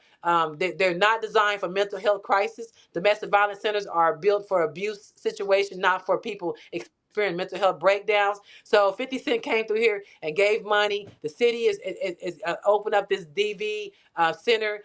This center leaves gaps with crisis management agencies response like us. They leave the gaps without collaborating. Wraparound services is what we like to offer. Some victims worry about retaliation, losing their children, or being judged. Then you have a culture stigma and distrust of these symptoms can't stop people from seeking help, right? And that's a thing that Miss McGaw was talking about is how they think that we're just crazy. That they distrust we're distrustful for them and they distrust for us, and so there's a limited follow through after initial crisis. There's not many centers can stabilize someone in a moment, but lack long-term case management, leaving survivors vulnerable after they leave. You don't even follow up with these people. You just let them go. Dependence on the government funding when leadership delays, underfunds, and then you have the politic, the issues. The center ability to operate is weakened. So, they might not fund it. They might fund it this year, 3 years, and then next year politics change and then they close their doors.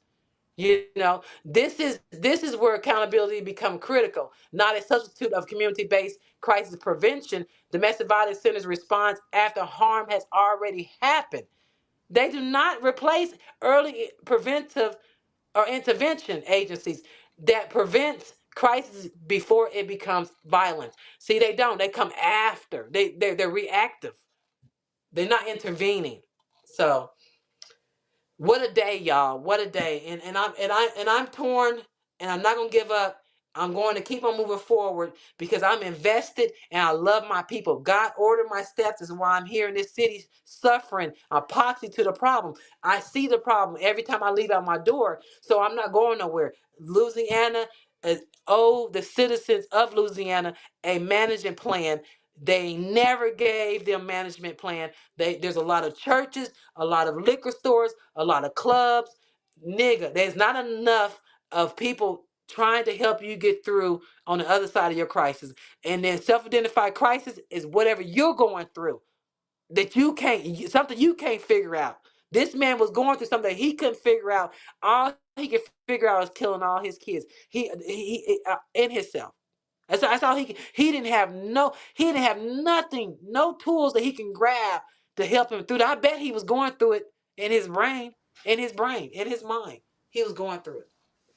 Some horrific. And these babies that he got holding right now. The lady just said, it should be on 12 News KSLA. She's an auntie. She said he loved his kids. He loved his kids more than anything. Those kids was happy and loved. So imagine what he went through to take over. Ooh. Oh, man. But anyway. What a day. But thank you for allowing me to get this out. Like I said, I believe the blood of these children and children that come in the future from domestic violence. I don't know if it's domestic violence. I just think this is just a massacre, a family massacre. This tragic. I believe that if we do not take our brain serious, it will come up short. It will do something that we regret. And the city needs to take notice, and they got blood on their hands. They need to react or get out those seats. Straight up. Oh, you need to get up and do something. And I ain't talking about running your lips to lips, say any damn thing. I want to see some action. She can't hear on your end. If not, I'm hurting. you can run for office. Yeah. But you know what's gonna kill me, you guys, is that the city of Sweetport is gonna let this happen again. They're gonna let these people dance and play in their faces. They don't let the governor come and leave. And then they'll be waiting for another tragic, another press conference. That's why. And then they'll be like, she doesn't know how to distinguish. All right. Now, I'm gonna take her down and I'm gonna add her back. Maybe she'll get because I sent her a message on Messenger to let her know. I was on mute this whole time. No, we heard everything you said. Hello? She can't. Now she realized she can't hear. Oh my Lord. I got a question. I got a question. I got a question. Okay. I got a question. She's leaving to come back. Okay. So can you hear me? No, I can't hear you. Okay. Anyway, so this is the deal. So when we think about what she was saying made a lot of sense, right? So the thing is, what gets me is they feel, don't get it twisted. They feel embarrassed. Okay. Let me say that first and foremost. They feel real embarrassed because it happened on their watch. And it happened during election time, campaign time. Yeah, they So didn't. They because weren't. They weren't going to they be able to manage this. no, but what I'm saying is it's not even I'm about back. I'm so managing it. sorry. Can you That's all hear us? right. I could not hear you guys. I mean, I don't know if y'all can hear me the whole time, but when No, I we got can kicked see. out, We can hear you. You couldn't hear us. I Yeah, you apologize, can't you hear us. guys. I That's all good. apologize for You that. got it all Yeah. out. We appreciate. Yeah, listen, we're appreciative of the information. Information Yeah, that you yeah. shared. And So the the pay. thing Okay. is, so what I was saying is the ideal that they're embarrassed. They're embarrassed on a higher level than what we think. Because you got to remember where we sit at in this whole situation, right? We're like in the window. We're looking into the window. But Shreveport is very embarrassed by this situation because I guaranteed you don't know that maybe he reached out to get help. We don't know that, right? Because that's something they can't provide to us. That's private. That's HIPAA. So they can't give us that information. And somebody and I'm gonna say this in the way that my mom would have said it if she was alive. Somebody sat on their ass and allowed it to continue. Okay. Like you were saying, they don't have uh they don't have safety nets in place. They don't have it in Shreveport and Cato Parish, and they don't have it here. So that situation could have happened here just as well as happened in Cato Parish because we're dealing with the same two monsters. Keep that in mind. You got to remember who's in charge. We're dealing with the same two monsters. And our lives are expendable to them, no matter how much they come out and, oh, we really care and all that. That's bull crap. Our lives are expendable to them. And until we as Black people start making us priority, we're going to always be on the back burner. We don't demand priority. We don't demand priority from each other, and we don't demand priority from them, especially when you're dealing in a city that's majority Black. We don't make our politicians, our elected officials make us priority. And that's another issue that we're dealing with. Until they put us on the front burner, these type of things are going to continue to happen, and it might get worse. So until we demand them to make us priority, since they don't have it in their blood, they don't have the balls. I'm going to say it like that. They don't have the balls to make us priority on their own. And we got to tell them to make us priority. We got to be saying that on every level. Brown water, crime, domestic violence, all of it. Economics, we need to make them know we want to be priority. And until you do, this type of stuff is going to continue to happen. And my heart goes out to the family. I don't know if this is true or not. Ms. Jackson, you can tell me. They said they burned down his mom's house.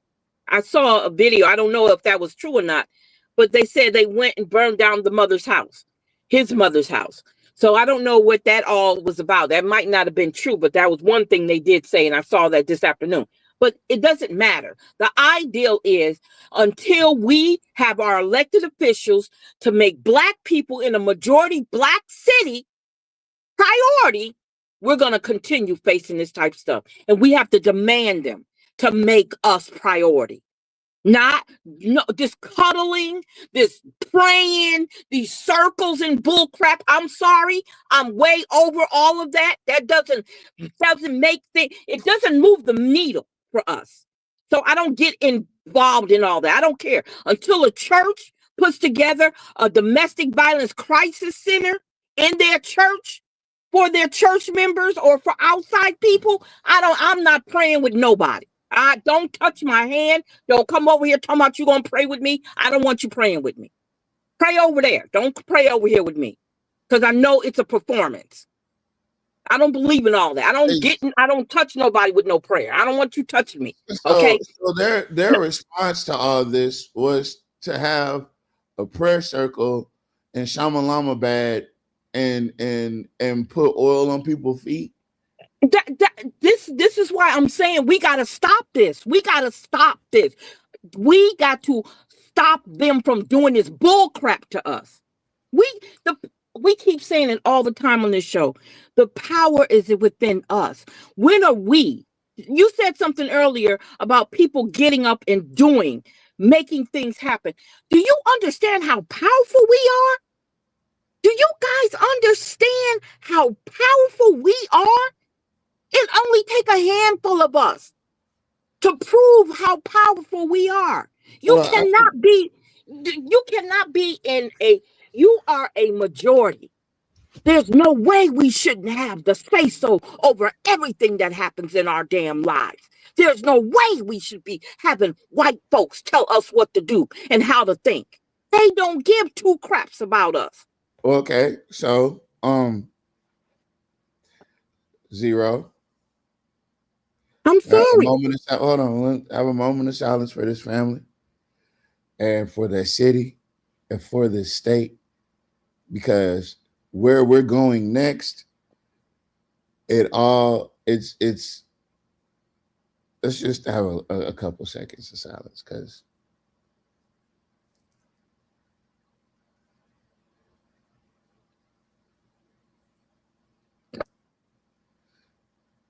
all right, so what happens next, right? What happens next is our fight continues. The battle rages on. And there's going to be so many distractions. Like earlier, there's going to be people putting obstacles in our way. There's going to be people trying to purposely obfuscate truth.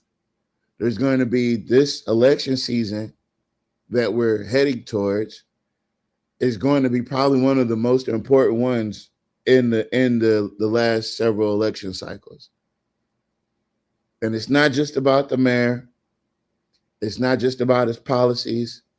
It's not just about the outliers and these otherings, the real otherings.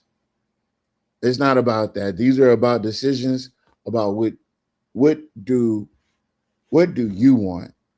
We can say whatever we want on this show. We can show you as much information as we can get our hands on. We can give you routes and strategies and different. We can give you all that. We could provide it for you. But it's all just information until you use it. So what happens next? What happens next is we're going to continue bringing this brown water to the forefront, because during the campaign season, they'll try to highlight all of the beautiful things, all of the facades that they've developed. They're going to highlight the shit out of that, right?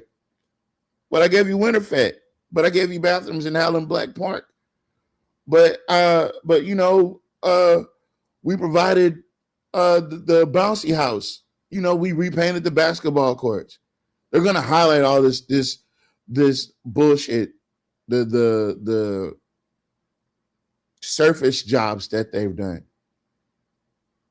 And then, of course, we think that politicians are absolvent from all, you know, question to their face.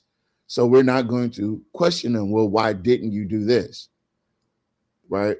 So when I know people got a lot to say about DeRidder right now because of what the mayor did and how she tried to when she was playing with them little boys.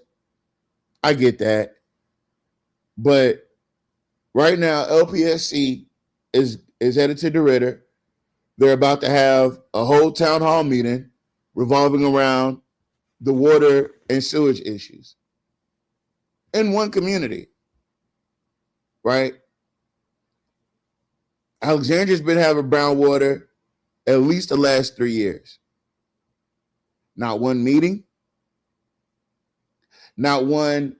The only thing that the mayor said about brown water is that he has it too, which is a lie.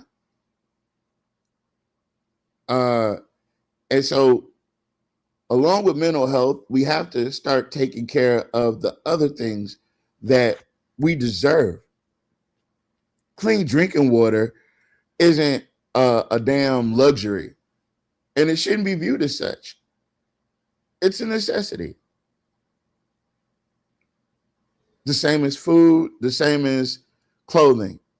Clean drinking water is a necessity. So the fact that we could go and pull up these videos of people running their sink water and it looked like it came out the toilet. And then they're running their toilet water and it looks like it's coming out the sink. It just is all bad. So what are we going to do? What are we going to do? Are we going to keep on falling for the banana in the tailpipe? Are we going to keep on falling for the old 1-2 okey doke? Are we going to keep bringing more pain to our community instead of trying to heal it? What are we going to do? And how are we going to do it? Miss Jackson has an excellent idea.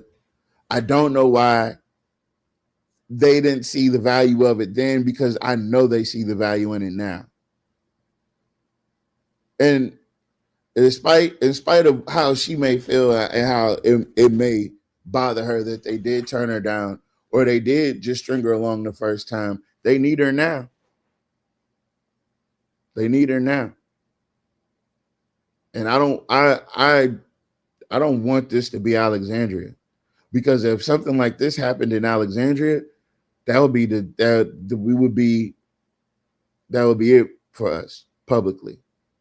It's already bad enough that our politics are shit, that we have a shit mayor, and that, you know, that the black people are having a hard time. That's the other point I wanted to bring up, Mom, while you were talking. So the main component that they use to scramble black folks organizing is they always send you this red herring. They always send you a Reddix. They always bring us a Roosevelt. It's always some type of trickery that they sit somebody in our midst and they listen and they siphon off our ideas. They siphon off the energy. They're just vampires, dregs on society. And we got to do better at protecting our energy. Some of us got to protect the movement. Some of us got to keep motion in the movement. We all got different roles. And it's not just us, it's everybody that's listening. It's all the people that engage, it's the reactions, it's all the outreach that is being done. It's the stuff that you guys don't see being done. All that is necessary to keep this thing going. And heading into this election season, I know we don't have I'm not sure, Mr. Porter, if you can you tell us what's on this particular election cycle for May? What I know, the amendments are there. We broke those down. We got the paperwork. Now we got the PDF, the screenshot of all the amendments and what they mean. So instead of having to go rehash it, we got it wrote down now. But Mr. Porter, if you could share what else is on or is supposed to be on this ballot for Rapides Parish, if you know. May 16th is the election day. It is a closed party primary. This is the first time Louisiana is using this election process. Many other states use it. So what a closed primary is that for the statewide positions, elected positions, and the national positions, those will be divided up to, if you're Democrat, you vote only for Democratic candidates. And if you're Republican, you vote only for Republican candidates. So we have the United States Senator race. So there'll be, if you're Republican, you'll see the Republican candidates for that. If you're Democrat, you'll see the Democratic candidates. There's the congressional seats, the House of Representatives for Congress. So once again, if you're Republican, you'll see the candidates running for that race, for that seat. And if you're Democrat, you'll see that as well. Then, so now that's all we get to see in Rapides, because we don't have Betsy board up, the statewide type seats for Rapides Parish. So we don't see those other ones. Now, what we will see are the 5 amendments, constitutional amendments that you mentioned. And we encourage everybody to vote no on all of those. And there is one parish-wide amendment proposition. Now, this parish-wide proposition is for fire protection. There's already a tax proposition that is in place right now. It expires in 2031. So what the police jury wants to do, they want to replace the existing one with a new one that will go longer, but it's also a higher millage. So in other words, they want to retire the existing one right now, which is at a lower tax millage, and put in place a new one that's a higher tax millage, and it'll run from January 1st, 2027 on, I forget the date it'll run to. I'm recommending folks vote no on that also. I'm not sure why this is a thing now. Well, I really do, but remember Jack Roy tried to renew a tax proposal that we already had in effect. He tried to renew it 5 years earlier. Yeah. Typically, you renew it, you start that maybe 2 years early or a year early. And if you do that and you put it on the agenda for March, if it fails, you got another option to put it on the agenda in November to see if it'll pass, so that it could go into effect that following January. So usually they would do it the last year. Now, some of them that feel that we're really going to have a hard time getting this tax renewed, they'll start 2 years in advance. So they'll start 2 years in advance and do March. If it fails, do November. If it fails, do March the next year. And if it fails, November the next year. So that's why some of them start 2 years early now, rather than in the year before it expires. So the police jury, instead of trying to renew the existing one, which is 5 years early, so it's too soon, but they recognize that they need or want more money. And so they want to retire the proposition that's in effect right now, which is at a lower millage, and then replace it with one that's a higher millage, and it would be effective January 1st, 2027. I'm suggesting everybody vote no on that, and let's get our police jury to really kind of do their homework and figure out exactly how much money they need, and then come to us with that. Right now, they're kind of nickeling and diming us. So saying, okay, this is the cost. Oh, and I forgot, also, you have to pay this. And then a year later, oh, and then we're going to need this too. You know, and it just never ends. They really got to get their act together.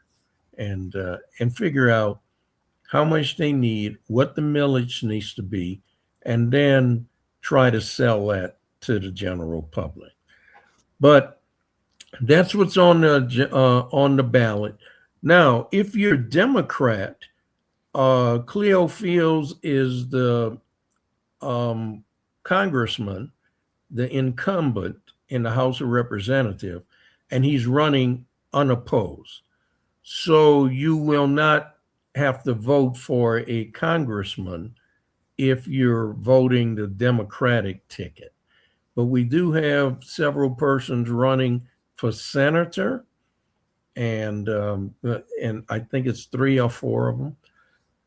Now, what happens is after May 16th, if there's a clear winner, the Republican candidate and the Democratic candidate will face off in the November 3rd election. And then that will determine who goes to Congress. It's like a round robin tournament at a softball. Yeah, it's a primary, and several other states, many of the other 50 states use that process. Louisiana, we allowed everybody of each party to get into the race, and if there was a clear-cut winner, that was the winner. If not, the 2 highest vote getters would go to a runoff, and it didn't matter what your party was. So the reason Jeff Landry, the governor, decided to implement this, he was afraid that one of the Republican House of Representatives would lose, if they were all in the same race with Democrats, because so many people are disappointed with the Republicans right now. So he didn't want that. He thought that in some of these congressional districts, you may get 2 Democrats in a runoff and Republicans would be shut out. So he implemented the party primary system for Louisiana this year because he was afraid of losing 1 or possibly 2 of the congressional seats. Now, this was Donald Trump telling him to do this, and that's why we have this. Yeah, because we didn't do it when we elected. We didn't do it when we elected Landry. No. Yeah. Sure didn't. Yeah. So you can tell. That's It sucks right. being under the thumb of MAGA. I swear it does. And being the 50th state, by the way, in everything we lead in being below the poverty line. We have the highest percentage of people below the poverty line in the U.S. We're the 50th there, so it sucks. It sucks being a red state. It sucks. Why It's don't they ever say anything when we say we're last in the United States? because they don't have to say anything. The thing about white supremacy is even when you call it out, they're in such a position where it doesn't matter if you call it out. To them, it's not gonna change anything. It's not gonna start changing anything until we're engaging on the local level. And that's what now they're realizing that we're starting to engage on the local level. So that's when all this other weird shit started happening over the last few elections. All the vote splitting. They've been trying to figure out a way to kind of silence Black people, whether that's through the performative red herrings that we get perennially, or whether it's through them buying Black folks to run. Like Mr. Porter always says, Jock has a good nose for sellouts. So we always end up having to fight that battle as well. Then you have the misinformation, disinformation battle that they're always waging against us. Then you put that on top of the stressors of just being Black in this city. That's also another level of stress. So they're really trying to stress us out as much as we can, as much as they can, so that we are no longer wanting to be engaged. It's disenfranchisement on a very micro scale, but they're so effective at it that we've kind of been lulled to sleep. And I hate to use the cliche, but the sleeping giant is starting to wake. And it should have been awake. And but I can't expect everybody to get to the same point at the same time. Sometimes it takes people a little bit longer. And we have to accept that. That's just the way society works. Some of us are going to see it miles ahead, and some people ain't going to see it till they get to the stop sign. And we don't want to be that. But they're trying to stress us out as much as they can.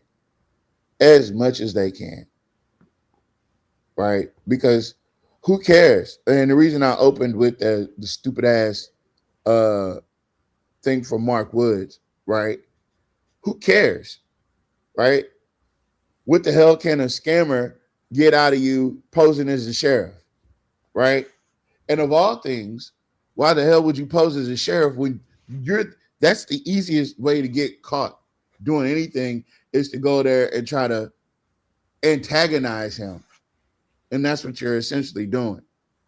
So anytime stuff like this pops up, my first thought is that it's an inside job. And it's just something to throw in the headlines. Oh, we're being scammed. Somebody's going around and saying, hey, it's me, Mark. If we didn't have any previous relationship, why the fuck would you have my number? And why would you send me a picture? So you can't really scam anybody that you've never been in contact with. If the sheriff randomly texts you and say, hey, this is Mark, what's up, bud? You know, you might got a few more problems than you think. Because how did the sheriff get your number? So it's just stuff that they just throw in the headlines, just bullshit, smoke screens, things to keep you preoccupied while they screw you on the back end. So that's our directive at this point, is to assist each other in making sure that the truth is in front of us. You gotta let me say something, Tavares. You know, and I know how you are. We're come from the same bloodline. You have a right. Let me say this because I want to get this clear, and I don't want you to think that I was saying no. Don't ignore it. When that person came in, and you have a right. This is our show. This is our platform. It's not a free platform. We only stream it to a free platform. It's a paid platform. Okay? So we do have a right to address people coming on here saying certain things. You said a name, and that's what triggered it. My thing is, if you have an issue with it and you want to be disrespectful about it, what he was telling, what you were saying was true. All of that happened. And it's not about rehashing the past. It's about addressing something so that we can see exactly why we're in the predicament we're in now as a city. As Alexandria being in the predicament that it's in now is because of the results of it. Yeah, everybody knows it. People are in denial of it. They can be denied. We know it happened because Mr. Porter is not sitting in his seat right now. Rest his soul, Mr. Fuller's gone. He could have gave us another term. Okay, the brown water would have been addressed. These are the reasons why we bring these things up. It's because we had an opportunity to have some fixers, what we call fixers, or people who was paying attention and trying, hey, caring eyes and caring hearts to want to change things. And that happened. We can't just keep ignoring it. It's going to come up again. It's going to come up every election because it's supposed to, because we are not making ourselves prioritized. You had a right to say what you had to say, but I just wish you would address it differently. You know me. But people are going to be ignorant. People are going to be. Yeah, I'm sorry. Yeah, I'm on you have a right to do what you did, but I just don't want you to dwell on it. I wouldn't have kept answering. I would have said what I had to say and move on. Okay? Well, My I did before we go. I did want to point this out, right? So I went and looked at this person's profile. They're the biggest fan of you. They're the biggest fan of this show. The Mr. Porter, they talked about him. But the main thing I caught on to was vote for Jock Roy. That was definitely on that page. So again, like I said, standing on business ain't for everybody. no. But blocking us doesn't help your case. Right? Because you wanted to come over here and be who you wanted to be. And I know it was somebody pretending to be somebody else. I get it. You have no friends. There's literally nobody on that page. They're literally talking to themselves, and they've been doing it since last month. And everything is something that we said on this show. Even when you were doing when you did the live stream from your car, no, they're talking about when Nat does his from the truck.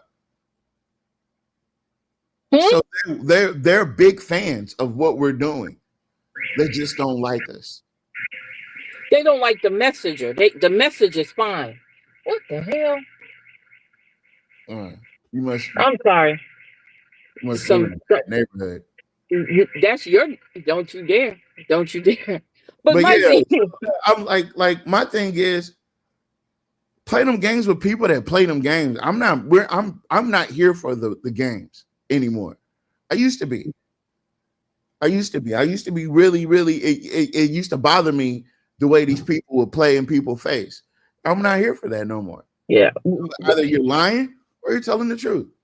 Yeah. You have, or you know, you're just here to obfuscate what's going on. So yeah, we don't care. We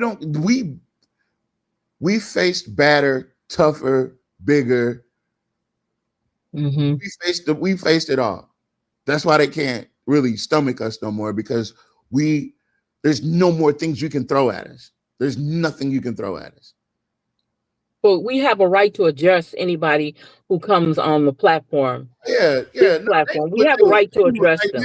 They knew exactly what they were doing. But like I said, try me. It don't got to be about this show.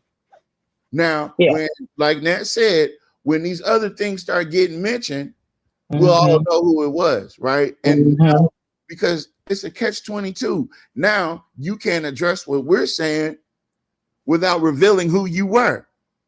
And if you had to come over here under a fake name, that tells a lot about you. That tells a lot about you. Yeah.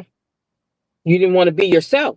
You didn't want to be yourself because you knew that it was the truth. Yeah. So, but I just wanted to. I appreciate it. Yeah, I'm in crash mode these days. I'm ready to crash out on somebody because I'm tired of people playing in people's faces. I'm tired of people playing in my face, and I'm tired of people playing in other people's faces. We got way more fish to fry. Yes, but Tavares, but then after a while, you do have to block them because they're not going to be distracting us from what we're doing. Oh no! So as you can see, the show went on, and Ms. Mankey delivered a great sermon. Yeah. Oh yeah, the show goes on. I'm not worried about it. That's not even nothing. I'm not even gonna think about that tomorrow. Because that's what you'll notice, how people like the drama. They don't like the positive. Okay, they can't stand the positive. They want the drama. They want the back and forth. They want the mess going on. That's why we can say what we got to say and move on. It's not nothing we made up. It's actually something that literally happened. We have proof. We have Mr. Porter in here. We have everybody who knew what happened when it happened. So we don't have no points to prove to anybody. But if they come in here being disrespectful, they can get blocked. Hold on. We got Listen, you know who that is? That was the lady that was in the dark making all those videos about us. Oh, yeah, the 90s matchup. Yeah, Taylor Sarai, SC Taylor. Yeah, okay, now we got it. Oh, yeah, now we got it. Well, go back to making your videos in the dark, sweetheart. Yeah. I mean, get to a podcast. Yeah, I mean, hey, you can do that on Facebook. Their opinion. Yeah. She can do that on Facebook. But So we just wait a minute. This is hold on, because I remember every time she made them posts and she got caught, she would delete her page. Mm. Yeah, champ. Listen, try it with somebody else. We're gonna find out. First off, we're gonna find out. You can do that all day long, but we know enough of these characters, and it's always the same people. So Yeah. now we know Miss Sarai Taylor. Go find you something safe to do, please. By all means, go get you a podcast, get you a setup. The stuff is kind of inexpensive, and get you a computer. He said the page is gone now. Nat said the page is gone now.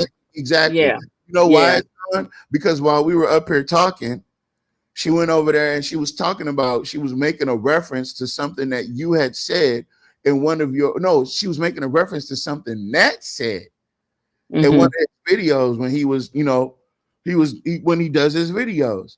And I put a laughing emoji by it to let her know that I found your page. Oh, okay. It's gone. Okay. Well, stop playing with us.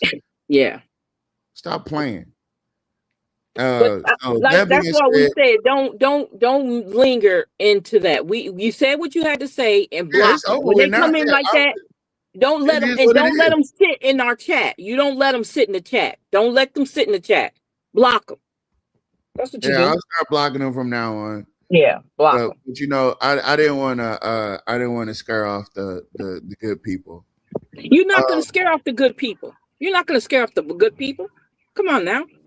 If people, is that brother Nat? That's Nat. You back? Yeah, man. I had to do some investigating, and after I put it together, I said I know exactly who that is. It was only 10 posts, and it was all negative. And it was all about us. Yeah. You see, here's the thing.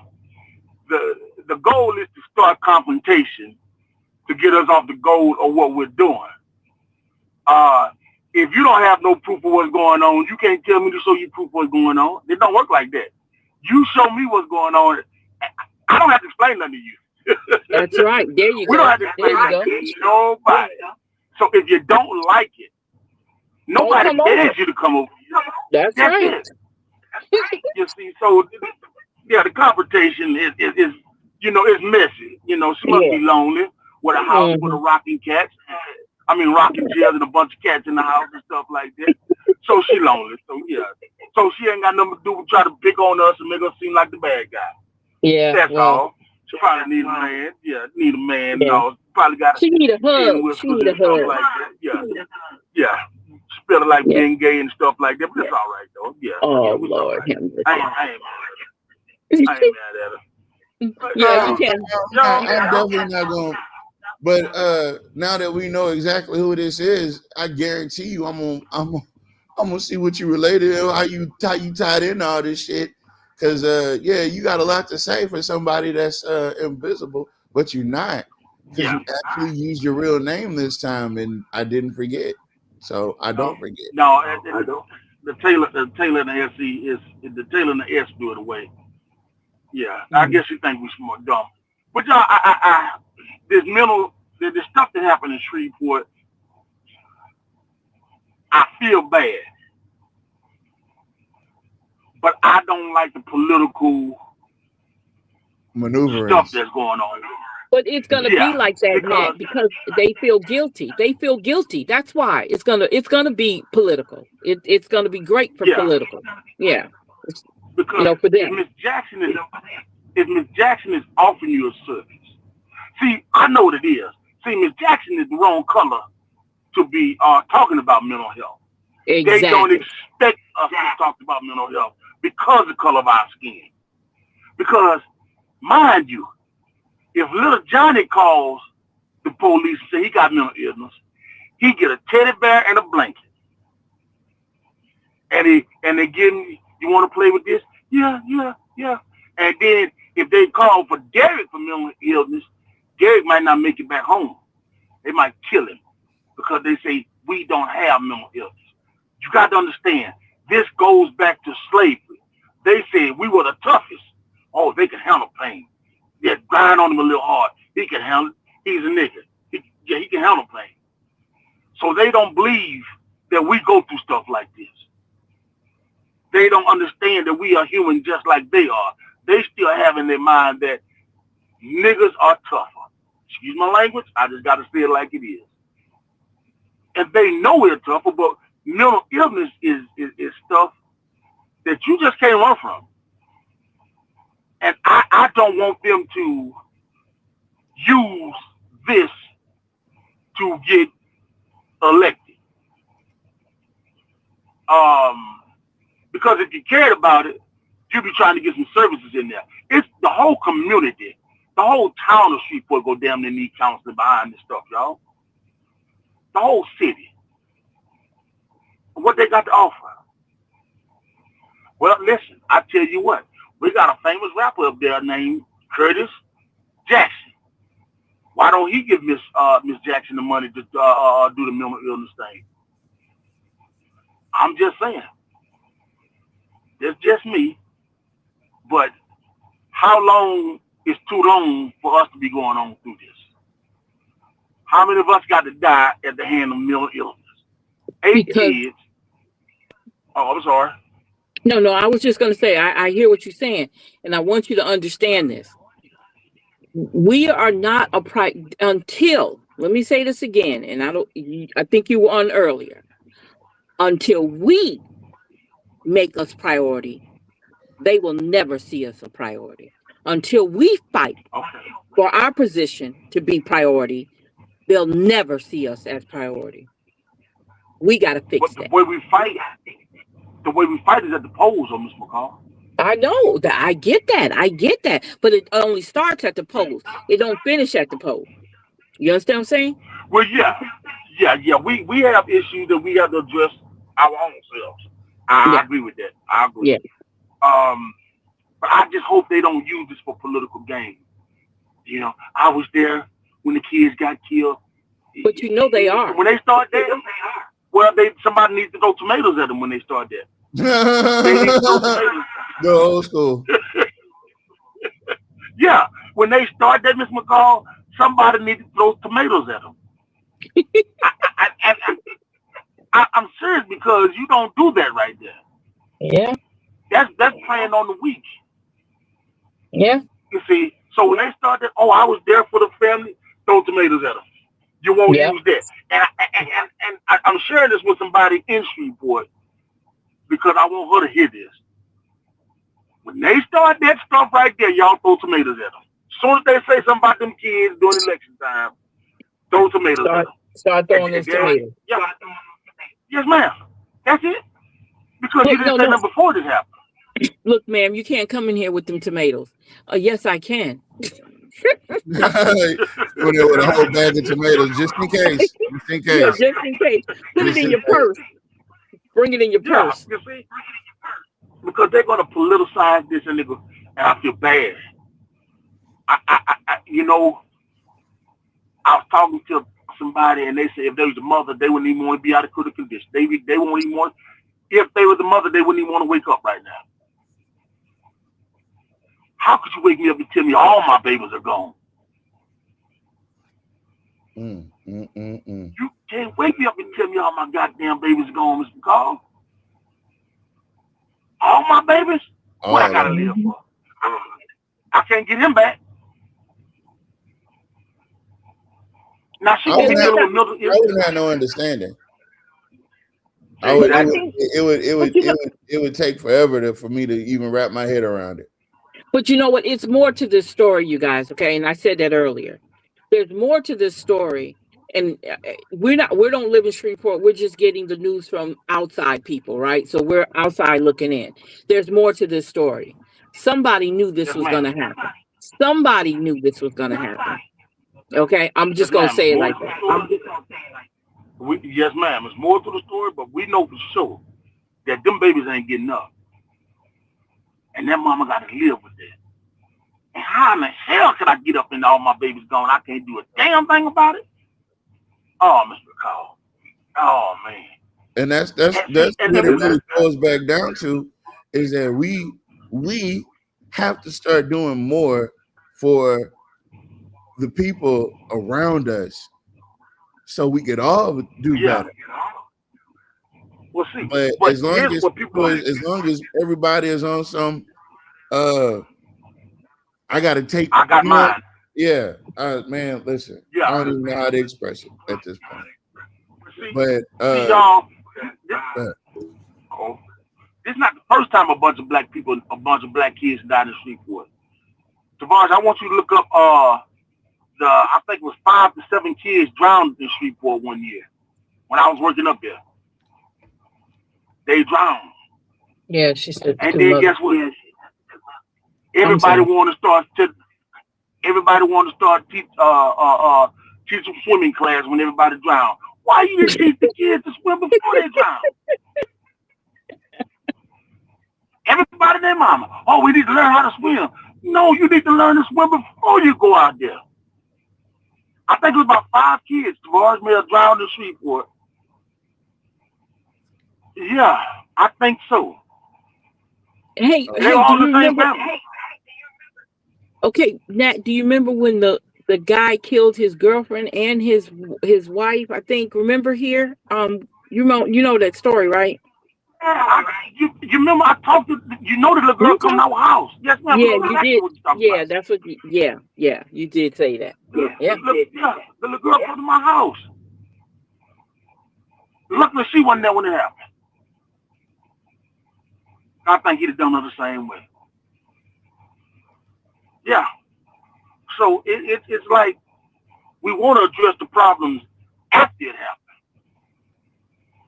Nobody want to address the problems before it happened.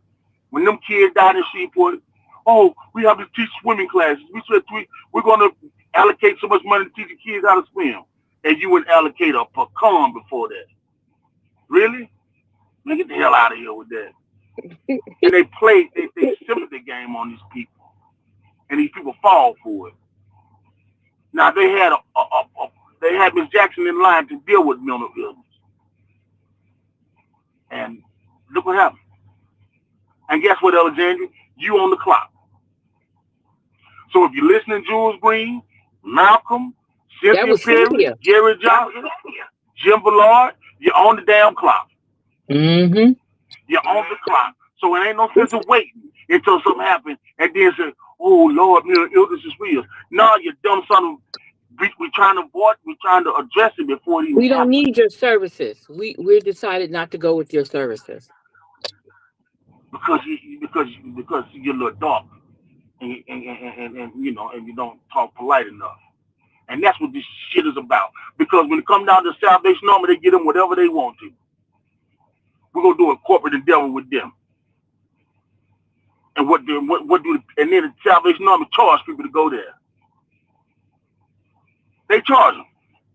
And what happens? It's like $7 a day. You know the only time they'll respect us in our righteous indignation is if we come to the party like this.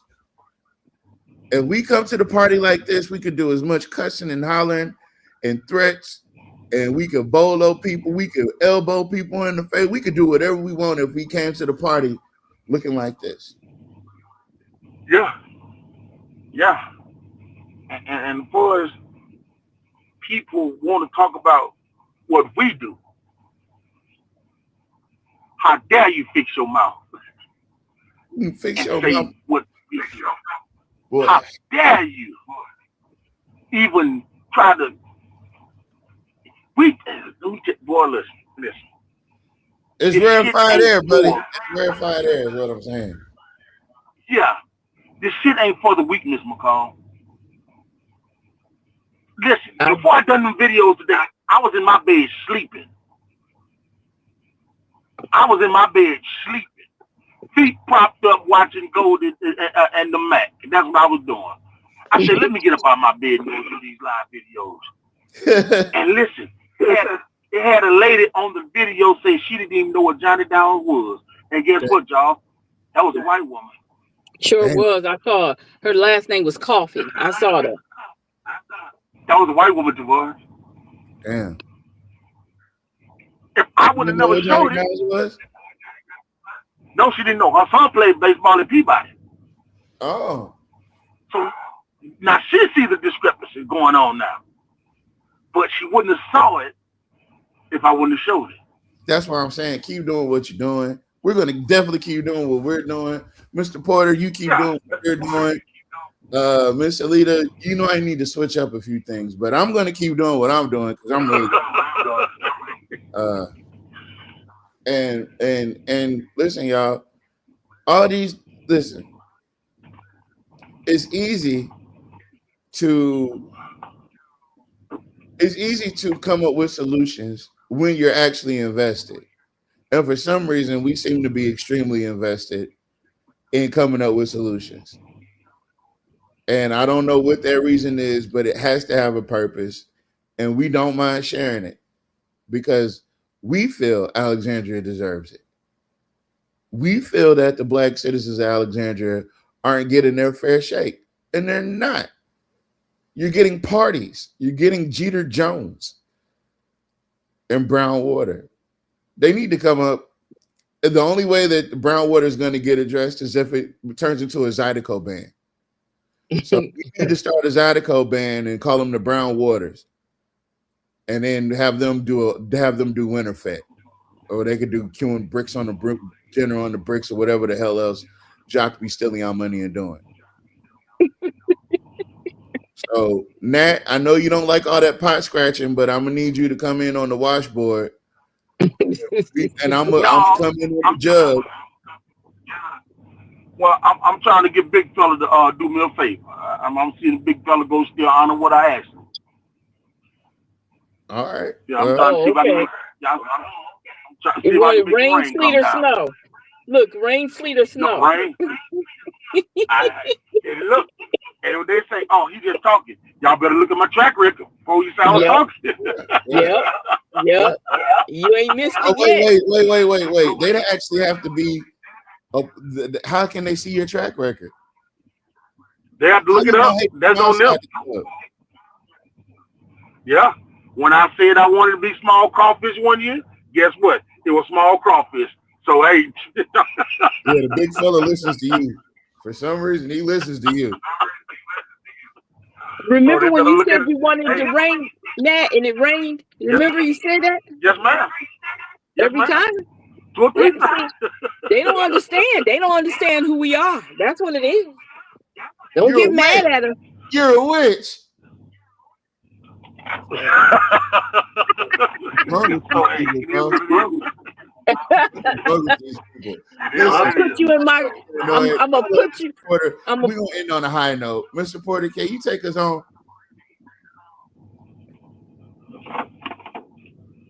Well, I'm not really sure what to say, but I want to keep folks engaged in their community because I do believe what happened in Shreveport, there must have been some folks close to that fellow who recognized something wasn't right. And we don't know if he did reach out to somebody and they just let it pass and not address it. But we have to be conscious and we have to stand up for our community. Everybody in our community. We got some bad actors, we got some good actors, but we have to stand up for all of them. And that's what, it's so sad. I didn't know what to make of it. I still don't know what to make of it. And I certainly hope some more information comes out that kind of help us deal with it in a better way.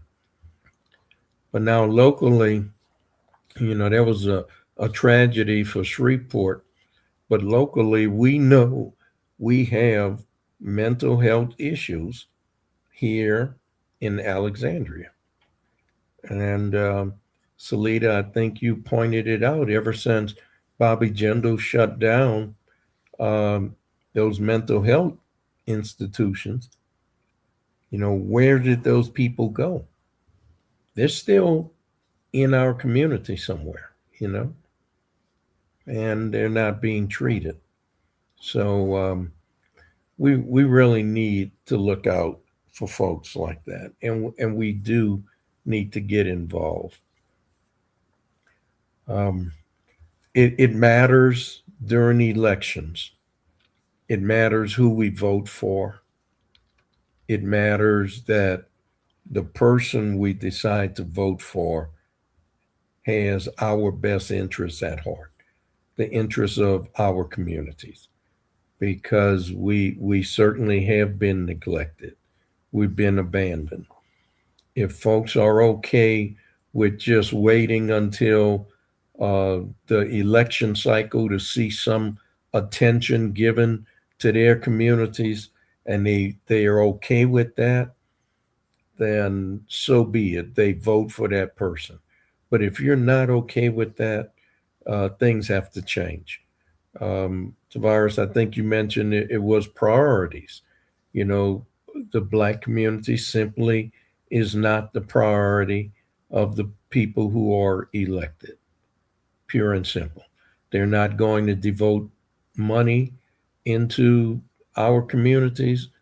They're not going to address issues in our communities. And, and God forbid if somebody else like Gator wants to put money in our communities, then they're going to rise up and stop it.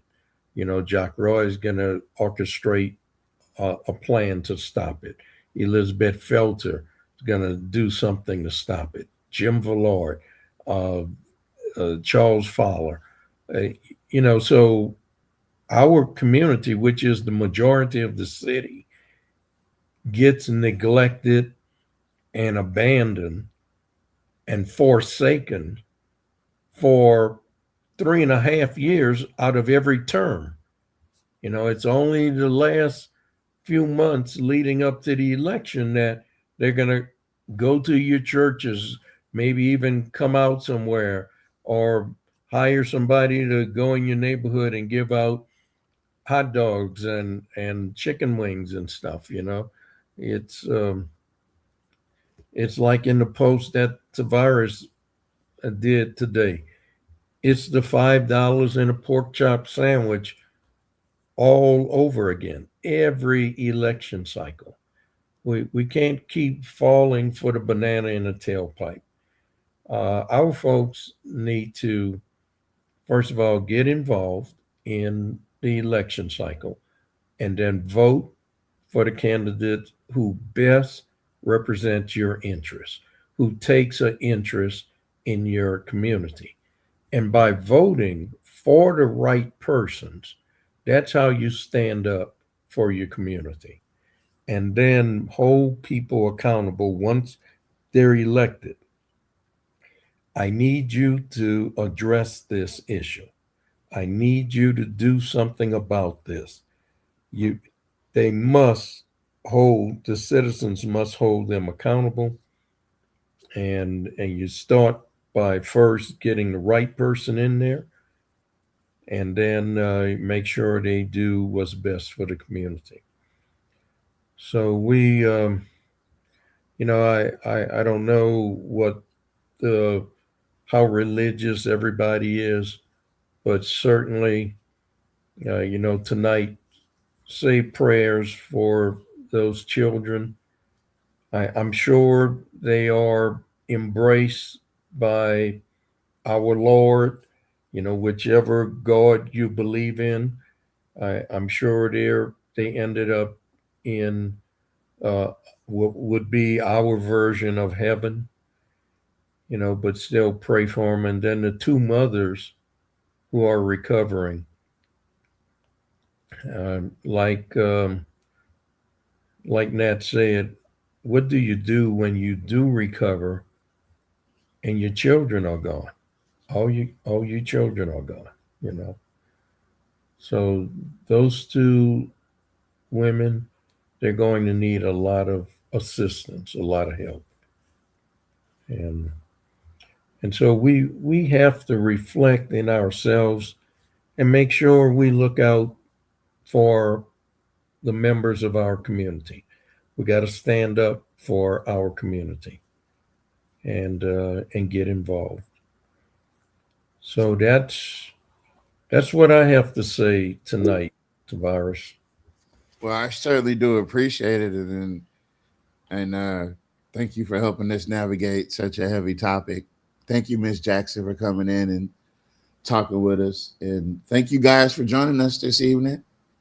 Um, we know we did have to postpone Friday's show, but I assume we'll be back Wednesday. Um, we shouldn't have a problem being back Wednesday. Actually, we might be back tomorrow because tomorrow is City Council. So we may be back tomorrow because there's definitely some things that was on that last agenda that are going to be on this agenda.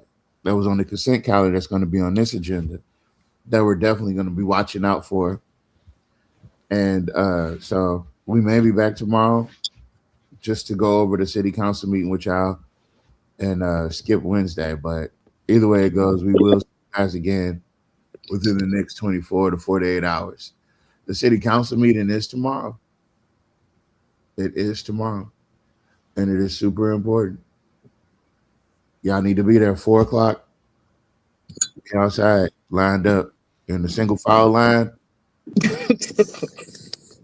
Heel to toe. Heel to toe. Too bad you can't come from Dallas. Yeah, I can't. I listen. Dallas ain't nothing but 16 hours away. Okay. I'll drive. I will drive. Well, no, the last time I drove and got to the city council meeting, I went to jail. So I might not. Yeah, you might not be able to go. I might not be. It's a true story. They took me to jail because I didn't even say nothing at this city council meeting. But whatever. Anyway, so I want to wrap this up. Go ahead, what you got? I just wanted to say, I want to thank everybody. You know, I have to do my names. Oh, Gator versus the city of Alexandria. Yeah, because the Gator, Mr. Porter, what is the Gator thing that we're doing about set parting ways with Gator, right? Yeah, so the ordinance that Malcolm Lawverdane introduced to essentially repeal the contract that the mayor forced on Gator, and where he is taking 1.2 million of their dollars. Now that's 4 years of their operating expenses, right? Taking all of their money and putting it into the Wise and Gold Ring building. Also, the mayor had cited things like I don't know what he was reading off of, okay, but if he went to the actual statute that created Gator, and that statute is Revised Statute RS 33:2740.60. If you go to that, the words that he was citing is not in this.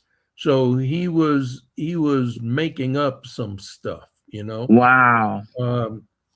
It states that the city of Alexandria, this is a special economic development taxing district that has the ability to levy taxes on hotel occupancy and issue bonds.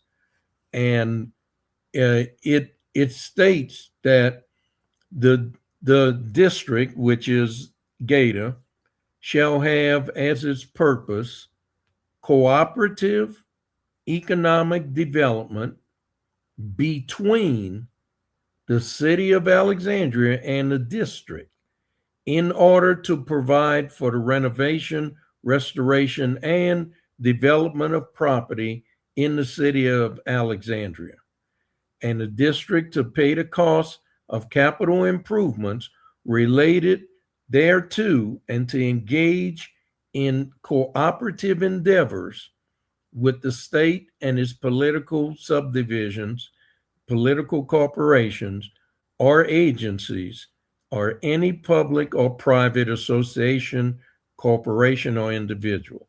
So nowhere in there does it say Gator is strictly there to give the city of Alexandria money. So if Gator wanted to do something that falls in that category, that's in here, renovating, restoring, developing property, they don't have to do the actual projects that the mayor wants done. As long as they're complying with this statute, they could pick another property and do the same thing. But that's not all they were commissioned to do. They were commissioned that they could encourage and promote. Now, I'm reading directly out of the revised statute. Gator could encourage and promote economic development of the city of Alexandria, which includes all projects suitable to any industry determined by the commission, by the Gator Board commissioners, to create economic development. And it includes public works, infrastructure, and projects to assist with the following. And here's all the items listed: industrial, manufacturing, and other related industries, housing and related industries, hotel, motel, conference facilities, commercial and retail facilities, amusement, places of entertainment, theme parks, and any other tourism-related industry, transportation-related industry, hospital, medical, health, nursery, nursing, clinical, ambulance, laboratory, and other related facilities, and any industry that determined by the board, the commissioners, whose assistance will result in economic development. So you see this nonsense that Jack Roy stated, that money, that's Gator money, and Gator's only purpose is to provide money to the city of Alexandria for the projects that the mayor decides? No, that's not what this regulatory statute states. That's not what it states. It gives Gator a lot of leeway, a lot of flexibility to decide how they want to spend their money and what type projects they'd like to do. And they can even partner with the state too, right? Excuse me, I'm sorry. Yes, they could do things with the state. So you see, the state created Gator, and only the state can decommission Gator. And all that nonsense before, where Jack Roy and Gregory Upton were going to shut down Gator and all that stuff. Later, I guess eventually somebody did come back and read the original statute from 2003 and say, hey, you know what? We can't even do that. We don't have the power to do that. The only thing the city of Alexandria, the city council, is that, yes, state of Louisiana, you commissioned this and we accept it, and we will work with it. Now, they could have said in 2003, no, we don't accept this, and we don't want this economic development commission to operate inside Alexandria. But that's not what happened. They accepted it. So now that they accepted it, the only ones who could decommission it is the state legislature. And nowhere in here does it use the words that Jack Roy used, saying that the sole purpose, the only purpose of Gator is to provide money to the city of Alexandria for whatever projects they determine. That is not in here. So let him take Gator to court. He was bluffing. Well, here's the thing. First of all, he could always veto it, right? So let's say Gary Johnson decides to vote with the other three council members, black council members, and it passes. He can vote. Jack Roy can veto it, and Elizabeth Felter, Jim Villard, and Chuck Fowler will not vote with the other four to override it. So he's holding the Trump card right now, and he's acting just like Donald Trump with this nonsense. But what he read out in that meeting the other day is not in the state statute. That's why it's so important, folks. If you're going to serve in elected office, you got to read and you have to check the documents that's related to what you're voting on, because he can say stuff and you're none the wiser. You don't know. And if you're taking him at his word, you're thinking what he's saying is true. But if you go back and you read the statute, then you recognize, okay, none of that stuff he's saying is even in this. So where did he get that from? What was he reading from? He certainly wasn't reading from the statute. But he's not expecting you to even know the statute. And on top of everything else, if you don't know the statute, listening to him, you would assume that's what the statute says. But I'm so glad that we got people that are astute enough to go look for themselves. Yeah, that's right. You would take him at his word. You would think, okay, why does he have to lie to me about this? It's so and it's Gator. No, did anybody go to the meeting this evening? I need an update on that. Another thing, you guys, too, I just thought about something. So Gator could have assisted in a grocery store in the food deserts around the city. Yes. But all their money was tied up because that's the goal. But right? I know. I'm talking about prior to all of this. They could have assisted in bringing a grocery store here in the food deserts.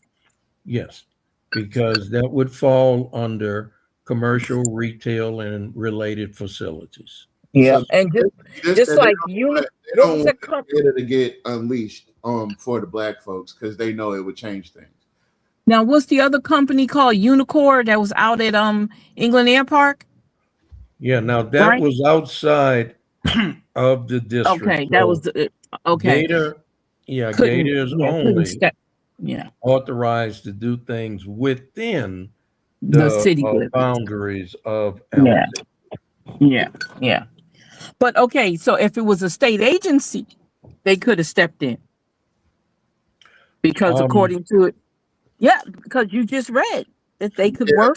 I think the state agency would have to be operating inside the city limits in order for them. Everything. Okay, gotcha. Everything have to be within the city limits.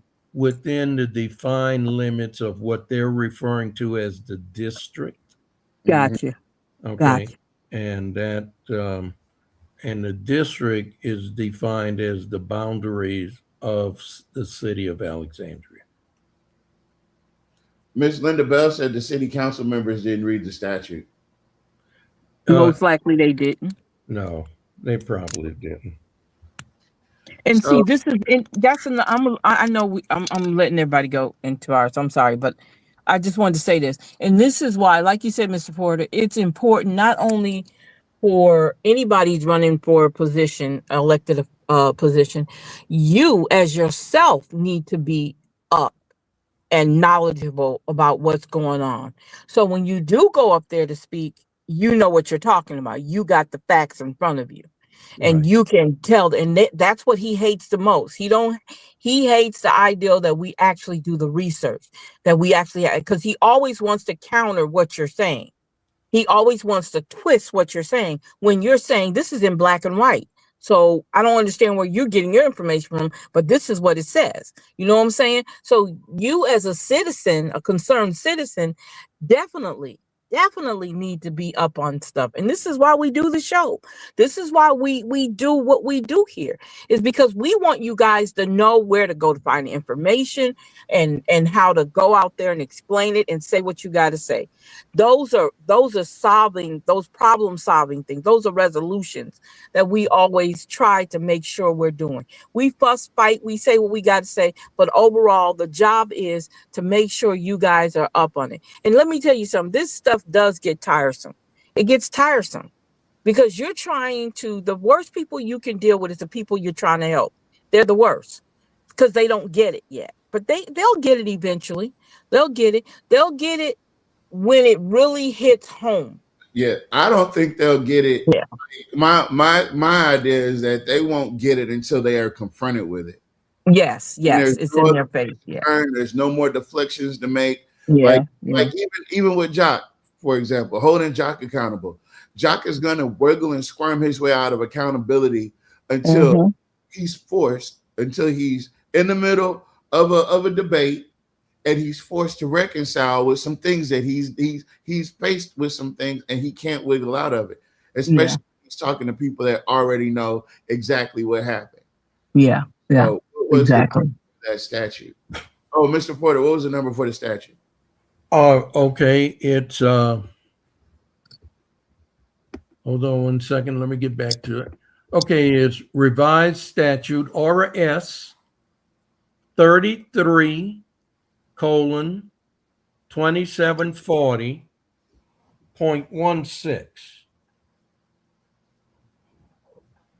2740.16. Yeah, and see, it would be a really good thing if the Gator Board commissioners go over that statute as well and familiarize themselves, because then they can rise up to the podium and point that out. So then it becomes a matter of interpretation, and I do not accept Jock Roy's interpretation because I don't see anything in this statute that states that Gator exists solely to provide take care of money them. to the city of Alexandria. Guys, this thing is plain and simple, man. This is what Gator's meant to do. Okay, these things, like, I don't know why are you so stupid? Is it because your brain is smaller than everything else is on your body? It's like, if Gator didn't exist, the city of Alexandria wouldn't have any place to take the money from. So that's the whole point. Gator's here so we can get the money from it. And we don't have to use it on Weiss and Gold Ring. Hell, we could use it here on City Hall. We could use it here on City Hall. And the thing is, Gator don't have to use it on any of the projects that the mayor identify, as long as the projects serve the city of Alexandria. So they could pick something entirely different, like a grocery store, or like putting up affordable homes, or taking another building if they wanted to. They don't have to do the project that the mayor identify they need to do. And it's not working for the city of Alexandria. This clearly states between. Yes, that's right. The Gator and the city of Alexandria. And later on, it identifies a cooperative endeavor. Yep. Not that you will do what I say. No. If we want to cooperate with you, we will. If not, we'll identify our own projects that meet the intent and comply with the statute. See, you're talking divisiveness right now. You're trying to drive a wedge between our good relationship with Gator and the city. Okay. And the thing is, you can't do those things. You're out here and you're damaging the reputation of the city when you say these things. And he was mad. He was mad. Reputation in the question, and I'd be damned if you question me. I mean, you call my credibility in the question. Yeah, He's he on. going to come up with his own ordinance, and it's going to be a bunch of cooperative endeavors with Gator, and all of a sudden he's going to talk about housing because it's election season, and he knows what he needs to say to get the. And you know what, Mr. Porter, while you were saying it, I was thinking about something. If Gator can float bonds, wouldn't that be crazy if Gator floated enough bonds to at least build half of those houses that you need, like a good 1.5? Well, and you know the thing about that is Gator could actually do that. You're absolutely right. Yeah. They could do that. Ooh. Now, Gator, don't you go taking our ideas. Take our ideas. Don't you go taking our ideas now, don't you? Now you know Mr. Willie Spears, the Gator Revitalization group, that he was building houses. I think they built 3 or 4. So they were already on that path, you know, working with the amount of money that they had available to them and what they could get through other grants. But I think I think Gator would have has to get out of this battle with Jock. They got to free themselves, and I'm so glad Mr. Malcolm put that on the agenda because they've got to free themselves from Jock's tyranny in order to be able to do and grow and be the things that Gator could actually be. Right, and we have to let. Now, I hope the city council go forward and vote on this. Now, Jock's is going to be issuing them all kind of threats that he's going to sue them and all of this. But understand this: if that ordinance passed to repeal those contracts between Gator and the city of Alexandria, it then goes to Jock Roy, the mayor. The mayor can do one of 3 things. He can choose not to sign it at all, like he did on Elizabeth Felter's first gerrymandering thing. Okay. Or he could choose to approve it, or he could choose to veto it. So now if he vetoes it, at the next city council meeting, that goes back to the city council, and they can take a vote to override the veto. Now that vote to override the veto will fail because Felter, Fowler, and Villard will not vote for it. And you need 5 votes on the city council to override a mayor's veto. All right. Now, if he's threatening the city council with a lawsuit, the only way a lawsuit could go forward is if he decides not to veto the ordinance. And if he doesn't veto the ordinance, then those contracts are null and void. Then if he tries to take that to court to say, hey, look, I want to sue Gator and I want to sue the city council because they reneged on these contracts that was already signed. Here's the issue. The judge and a lawyer defending Gator and city council could say, why is this case even before me or before the courts? You held the power to stop this in its tracks. You chose not to do that. Why did you approve it or not sign it and allow it to go into law when you had the power to stop it? Since you didn't stop it, now you let it get to the court and you want us to stop it? I think a judge would throw that out. Yeah, he's in a political quagmire. He's in a checkmate right now. And when he vetoes this, what we need to do is make sure that the community, the citizens of Alexandria, understand what he did and why he did it. Now, here's one more thing, and I know we're going long, but here's one more thing. Gator brings in $305,000 a year, approximately. City of Alexandria brings in $241 million. You realize that if you divide that $241 million by $305,000, For every $1 that is 790 times what Gator brings in. 790. 90 times. That's not even 100 times. One time is enough, but 790 is a lot. And look, if you look at it from a percentage basis, that's 0.01%. 0.01%. So you're telling me you desperately need that 0.01% of money from Gator? What difference is that going to make? It's the potential of what that money could possibly do if they don't use it themselves. It's the I'm convinced potential that, what that his whole idea is to try to drain them so they're unable to do anything else. That's right. Because if you took that 305,000 and invested in the Black community to generate economic development, Ain't no telling. Yeah, exactly. We know we could do much more with 300,000 than what they could do with 3 million. And I wouldn't be opposed.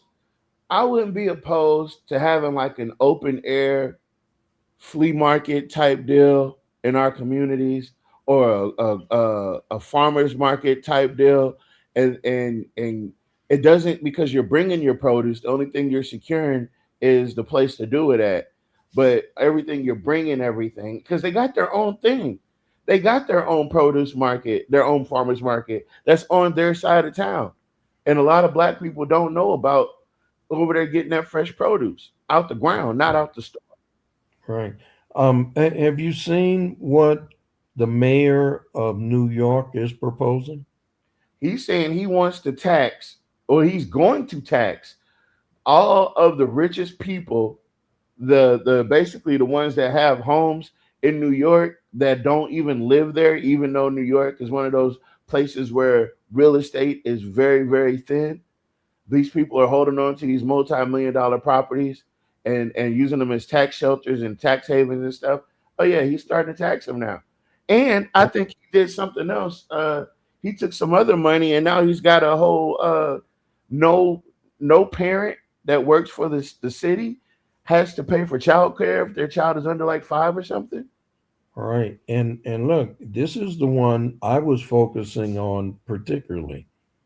He's looking to start a city-run grocery store. Yeah. A city-run grocery store, which means they're not interested in profits. They're interested in breaking even. So you can wipe out the profit portion, and people that are really struggling can come to the city-owned grocery store to buy their things. It would be like one of these discount supermarkets type things, but there will not be. If the city's running it, you can make it top notch. Yeah, and you see, so these are the type things that Gator could actually get involved with. Wait a minute, Mr. Porter. Would you think something like that would come up to about 17 million? Oh, you know what? I really hadn't run any numbers, so I would just be. I wouldn't even think that it would be that much. I don't think it would cost 17 million. I think you could probably stock it and build it with about 2 or 3 million. I really feel that way. I do. I feel that way because you're the city. You're the one giving out the permits. You're the one doing all the checks. Like the overhead would be the advantage would be that you get to clear out everything. You're in business, and the city wouldn't be in the business to make a profit. They would be in the business to break even, just like, or operate at a loss like they do with the zoo, Johnny Downs, and Links on the Bayou. Yeah. But they wouldn't operate at a loss. Just make sure you can break even or make a very slight profit so that you stay in business and you keep you give fresh food in the Black community and keep the prices as low as you can. So that gives them a benefit, Exactly. Mhm. So let me ask you something real quick, Mr. Porter. Somebody, Mr. Shamir was saying, so they only their annual intake is only $300,000. That's That's a about it. salary. Yeah, that's That's about it. And look, it bounces. It goes up a little higher, goes down a little bit. but they have the power to do bonds, which you could add on, like when you're Right. They doing just like if you're haven't done doing it yet. projects. They just So I ain't see pulled the what you're trigger saying. yet. Yeah. And see, that's what Jock wanted them for. That's what He Jock wanted, used yeah, them. he wanted them to float bonds. Yeah, He he wanted wanted. them Yeah, because he that's knew they exactly. could do that. Yeah. Yeah. I don't know And what is Jock's obsession. You know what it is? You don't have to pay for bonds right then and there. You just have to manage them until you're out of office, and then it's all on the next person after that. look, if Jack Roy had been successful in getting those bonds approved last time, uh, I'm 70. I'm 71 years old. 40 years from now, I'm gone. I'm not here. You know who's paying for those bonds? The grandkids. Yeah, yeah, they're the ones paying for that. So if you do that, you're mortgaging your children and your grandchildren's future is what you're doing. You're Because you Jock don't stuffing doesn't them care. with you this don't have the bill. money to pay him off at this. I mean, if you could get a bond and then use it and then turn around and pay it Oh, back off, that would oh have been a no! Wait, different wait, story. wait! Mr. Porter also told us that you can't pay them off early. Well, Yeah, that depends depends on on the which type kind it is. bonds they went for. If Yeah. you go for a non-callable bond, which is what Marquette Crutchfield, Harry Silver, and Jack Roy did with the DG Hunter plant in the Bayou Cove, they had those bonds. They floated those bonds at 4.5% and 5% interest. And you know what interest rates are right now, 3.5. Who's going to give up a bond that's paying 5% interest? And guess what? If you had the money, if the city of Alexandria had them, they can't call those bonds in. They're non-callable. So you could not say, okay, you know what? I got money. Instead of paying you 5% interest, I'm going to pay off this bond and keep that money myself. So it depends on if they go out for non-callable or callable bonds. If it's non-callable, there's nothing you can do except just pay it. You pay it for the next 40 years, 5%. And right now, that's a very good return, 5%.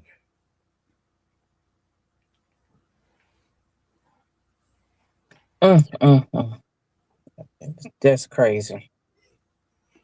That Well, is crazy. listen, we've done it again. Yep. Another show in the bag. Uh, we went low because I'm all about going low. When they go low, I'll meet you there. I I'll will open up the door. I will open up the door and let you in. You have no idea, because I really am. I'm frustrated. I'm over the whole. I'm over the whole ploy, the whole game. I'm over the whole thing. I'm over the whole system. Um, and it's like, what do you do next? You've said everything you could say. You've taken all the attacks. You know what I'm saying. People wanted to fight you, and you had to stand on business with people that you shouldn't even have to stand on business with. And here we are, and I don't regret a minute of it. I enjoyed every moment of it because as long as you love it, if you like it, I love it. I'm talking about I'm in what they say. I love it down. Yeah, you on it, I'm on it too. And sometimes you need people like that in your movement because they got to mitigate the pressure from the outside. Hopefully this also reveals some things. So be looking forward and be looking out for those revelations that we said are coming.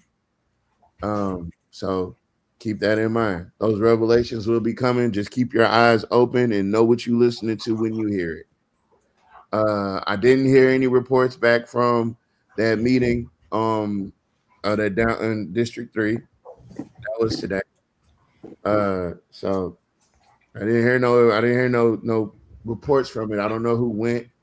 I don't know if it was successful or not. I would like to know, but until we find out, we'll just assume that it was. Roy, your boat gently out of Ellie. Miss Shamir. You know Yes. that? Guys. Once you hear the rock music, say, okay. Okay. All right. So once you hear the rock music, you know it's time for me to get out of here. And we're going to get back to doing what we're doing. And we'll see you guys on tomorrow. Thank you. Bye, you guys. Good night.